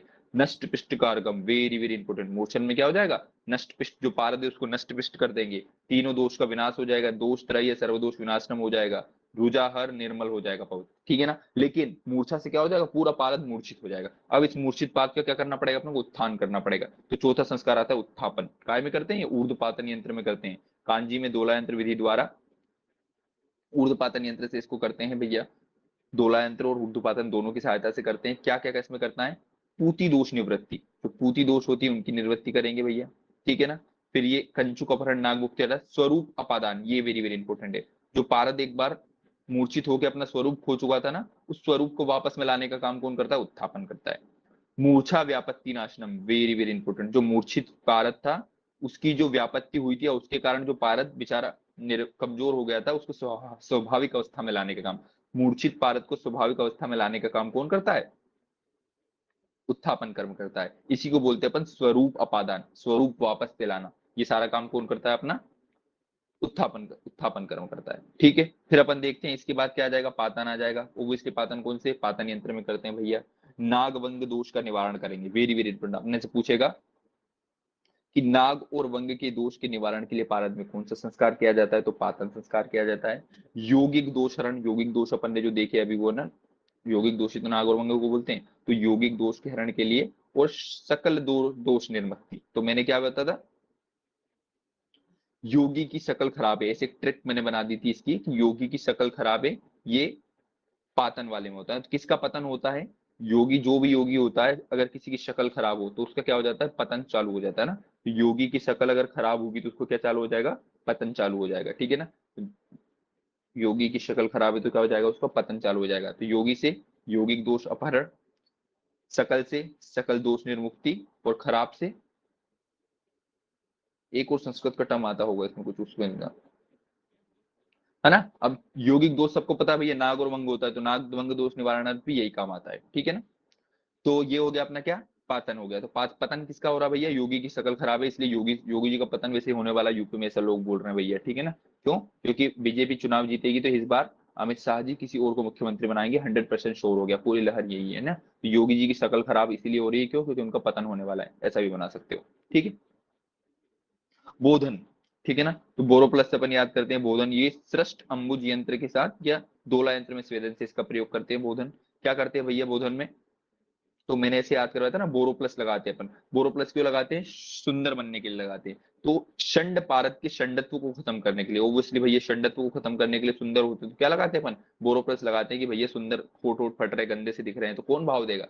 तो षंडत्व को खत्म करने के लिए, महामुख कर, मुख को अच्छा बनाने के लिए, वीर्य को प्रकर्ष करने के लिए, ठीक है ना, जो अपना षंड भाव या अपने में षंड भाव आ रहा है उसकी विमुक्ति के लिए क्या लगाते हैं अपन, बोरो प्लस लगाते हैं। तो ऐसे याद रखना है ना, बोरो प्लस बोधन या स्लैश करके रोधन इसको बोलते हैं। बोरो प्लस क्या करता है, मुख को बहुत अच्छा करता है, महामुख कर होता है, शरीर में वीर्य का प्रकर्ष करता है, और जो पारद में षंडत्वता आ गई वो इसलिए बोरो प्लस है, और आए वीर्य प्रकट कर रहा है, तो जो षंडता होगी ना उस षंडता को क्या करेगा, नष्ट करेगा। सृष्ट अंबुज यंत्र में होता है ना, मूत्र शुक्र शोणित सेंधवम, ऐसे करके सृष्ट अंबुज होता है। सृष्ट अंबुज किसके लिए आता है, वो बोधन या रोधन के लिए आता है, ठीक है ना। तो याद रख लेना, सृष्टि पानी के साथ कुछ लगाती है, ऐसा कुछ सृष्ट अंबुज का कुछ तो देखा था। सृष्ट अंबुज के साथ जो होता है क्या लगाते हैं, बोरोप्लस लगाते हैं भैया, याद रख लेना। मुंह से सृष्ट अंबुज या मुंह से पानी धोने, पानी से या एकदम सिद्ध किए हुए पानी से मुंह धोने के बाद उसके ऊपर क्या लगाते हैं, बोरोप्लस लगाते हैं, ठीक है। नियमन, नियमन भी क्या करते हैं, दोला यंत्र में करते हैं भैया। चपल निवृत्ति, कुछ नहीं, पारद की जो चपलता और वीर्यता है, बहुत ज्यादा वीर्यवान पादरस जो हो जाएगा ना, ओब्वियसली बहुत ज्यादा तेज चलना भी सही ना, तो चपल दोष की निवृत्ति करने के लिए क्या करता है, नियमन, ठीक है ना। तो नियमन कैसे करते हैं, मैंने बोला था ना घर पे मेरा नियमन जो होता है ना बचपन में सिर्फ चप्पल से होता था भैया। मैं मानता ही नहीं था, इतनी मस्ती करता था, हर तीसरे दिन मेरी कुटाई होती थी, और काय से होती थी, चप्पल से होती थी। तो नियमन कैसे किया जाता है भैया, चप्पल से किया जाता है, ऐसे याद रखना। नियम जो घर वाले नियम बनाते हैं, किसके साथ खेलने नहीं जाना है भैया, मैं सबसे बड़ी दिक्कत थी भैया कि अंधेरा जैसे हो जाए, शाम में 6:30 बजे के बाद घर आ जाना, आना होता था, ठीक है ना। हम लोग 8 बजे पहुंचते थे, बहुत कुटते थे फिर, ठीक है ना। तो नियमन काय से होता था बचपन में, चप्पल से ही होता था ना। तो चप्पल निवृत्ति होती, चपलता नियंत्रण हेतु करता है। वीर्यवान जयित वहनी मित्र कारकम, ये श्लोक पूछता है पूरा कि कौन ऐसा वीर्यवान हो गया है जो वहनी मित्र हैं, ये सब किसके लिए, नियमन के लिए आता है ये वाला श्लोक, ठीक है ना। तो वीर्य प्रकर्ष कौन करवा रहा था, बोरो प्लस करवा रहा था, लेकिन जब नियमन वाले में आएंगे तो वीर्य अच्छे से वीर्यवान बन गया है और वहनी मित्र हो गया है, और कर ये वाला श्लोक वीर्यवान जयत वहनी मित्र किसके लिए आता है, नियमन के लिए आता है। फिर आखिरी में पढ़ते हैं दीपन, कुछ नहीं करना भैया। दीपन में क्या करता है, वीर तेज की वृद्धि करवाने के लिए ग्रासार्थी बुभुक्षा हेतु दीपन कर्म करते हैं। क्या करते हैं, वीर और तेज दोनों की वृद्धि करवाने के लिए, ग्रासार्थी भूख बढ़ाने के लिए, बुभुक्षा के लिए। नाम कोई अंधा भी बता देगा भैया कि दीपन कर्म काय के लिए, ग्रासार्थी बुभुक्षा वीर तेज वृद्धि के लिए करते हैं, ठीक है ना। वीर तेज वृद्धि ग्रासार्थी के साथ ही देगा तो अपने से बन जाएगा, परेशान ना होना, ठीक है ना। वीर वीर वाले 3 हो रहे हैं, वीर प्रकर्ष किस में आ जाएगा, बोरोप्लस में आ जाएगा। वीर्यवान जयत किस में आ जाएगा, नियमन में आ जाएगा भैया। और वीर्य के तेज की वृद्धि किस में आ जाएगा, दीपन में आ जाएगा, ठीक है ना। इतना माइन्यूट नहीं पूछेगा, अपन ने इतने सारे पेपर दिए हैं अपने एमपी, जिस पीजी में मैं पास हुआ हूँ उसमें यही वाला क्वेश्चन आया ना, तो मोहित तो उसमें भी कुछ ना कुछ आया होगा इससे। फिर अपन देखते हैं क्या, जोड़ी बनाने का बहुत इजी क्वेश्चन आएगा, ठीक है ना। फिर अभ्रक भक्षण जो होता है, फिर 8 तो अपन ने ये मुख्य संस्कार देख लिया, अब जो 10 धातु के लिए उनके नाम बस देख लेना है, ठीक है ना। अभ्रक भक्षण, ये भक्षण वाला किसने, आयुर्वेद प्रकाश ने बताया एक्स्ट्रा, है ना। बाकी चारण, गर्भद्रुति, ये गर्भद्रुति क्या होता है, पारद का संस्कार होता है, इसे याद रख लेना, ठीक है ना। बाह्य द्रुति, पारद जारणा, पारद रंजन, सारण, संस्कारण, वेदकर्म, शरीर योग, अनुवसान, ये रसेंद्र चिंतामणि ने बताया, अनुवसान क्या होता है, पारद का एक संस्कार होता है। निम्नलिखित में कौन पारद का संस्कार नहीं होता, इतना इजी क्वेश्चन पूछ लेगा अपने से, ठीक है। ये अपने पारद के क्या हो गए, संस्कार हो गए, ठीक है। अब अपन देखते हैं द्रुति।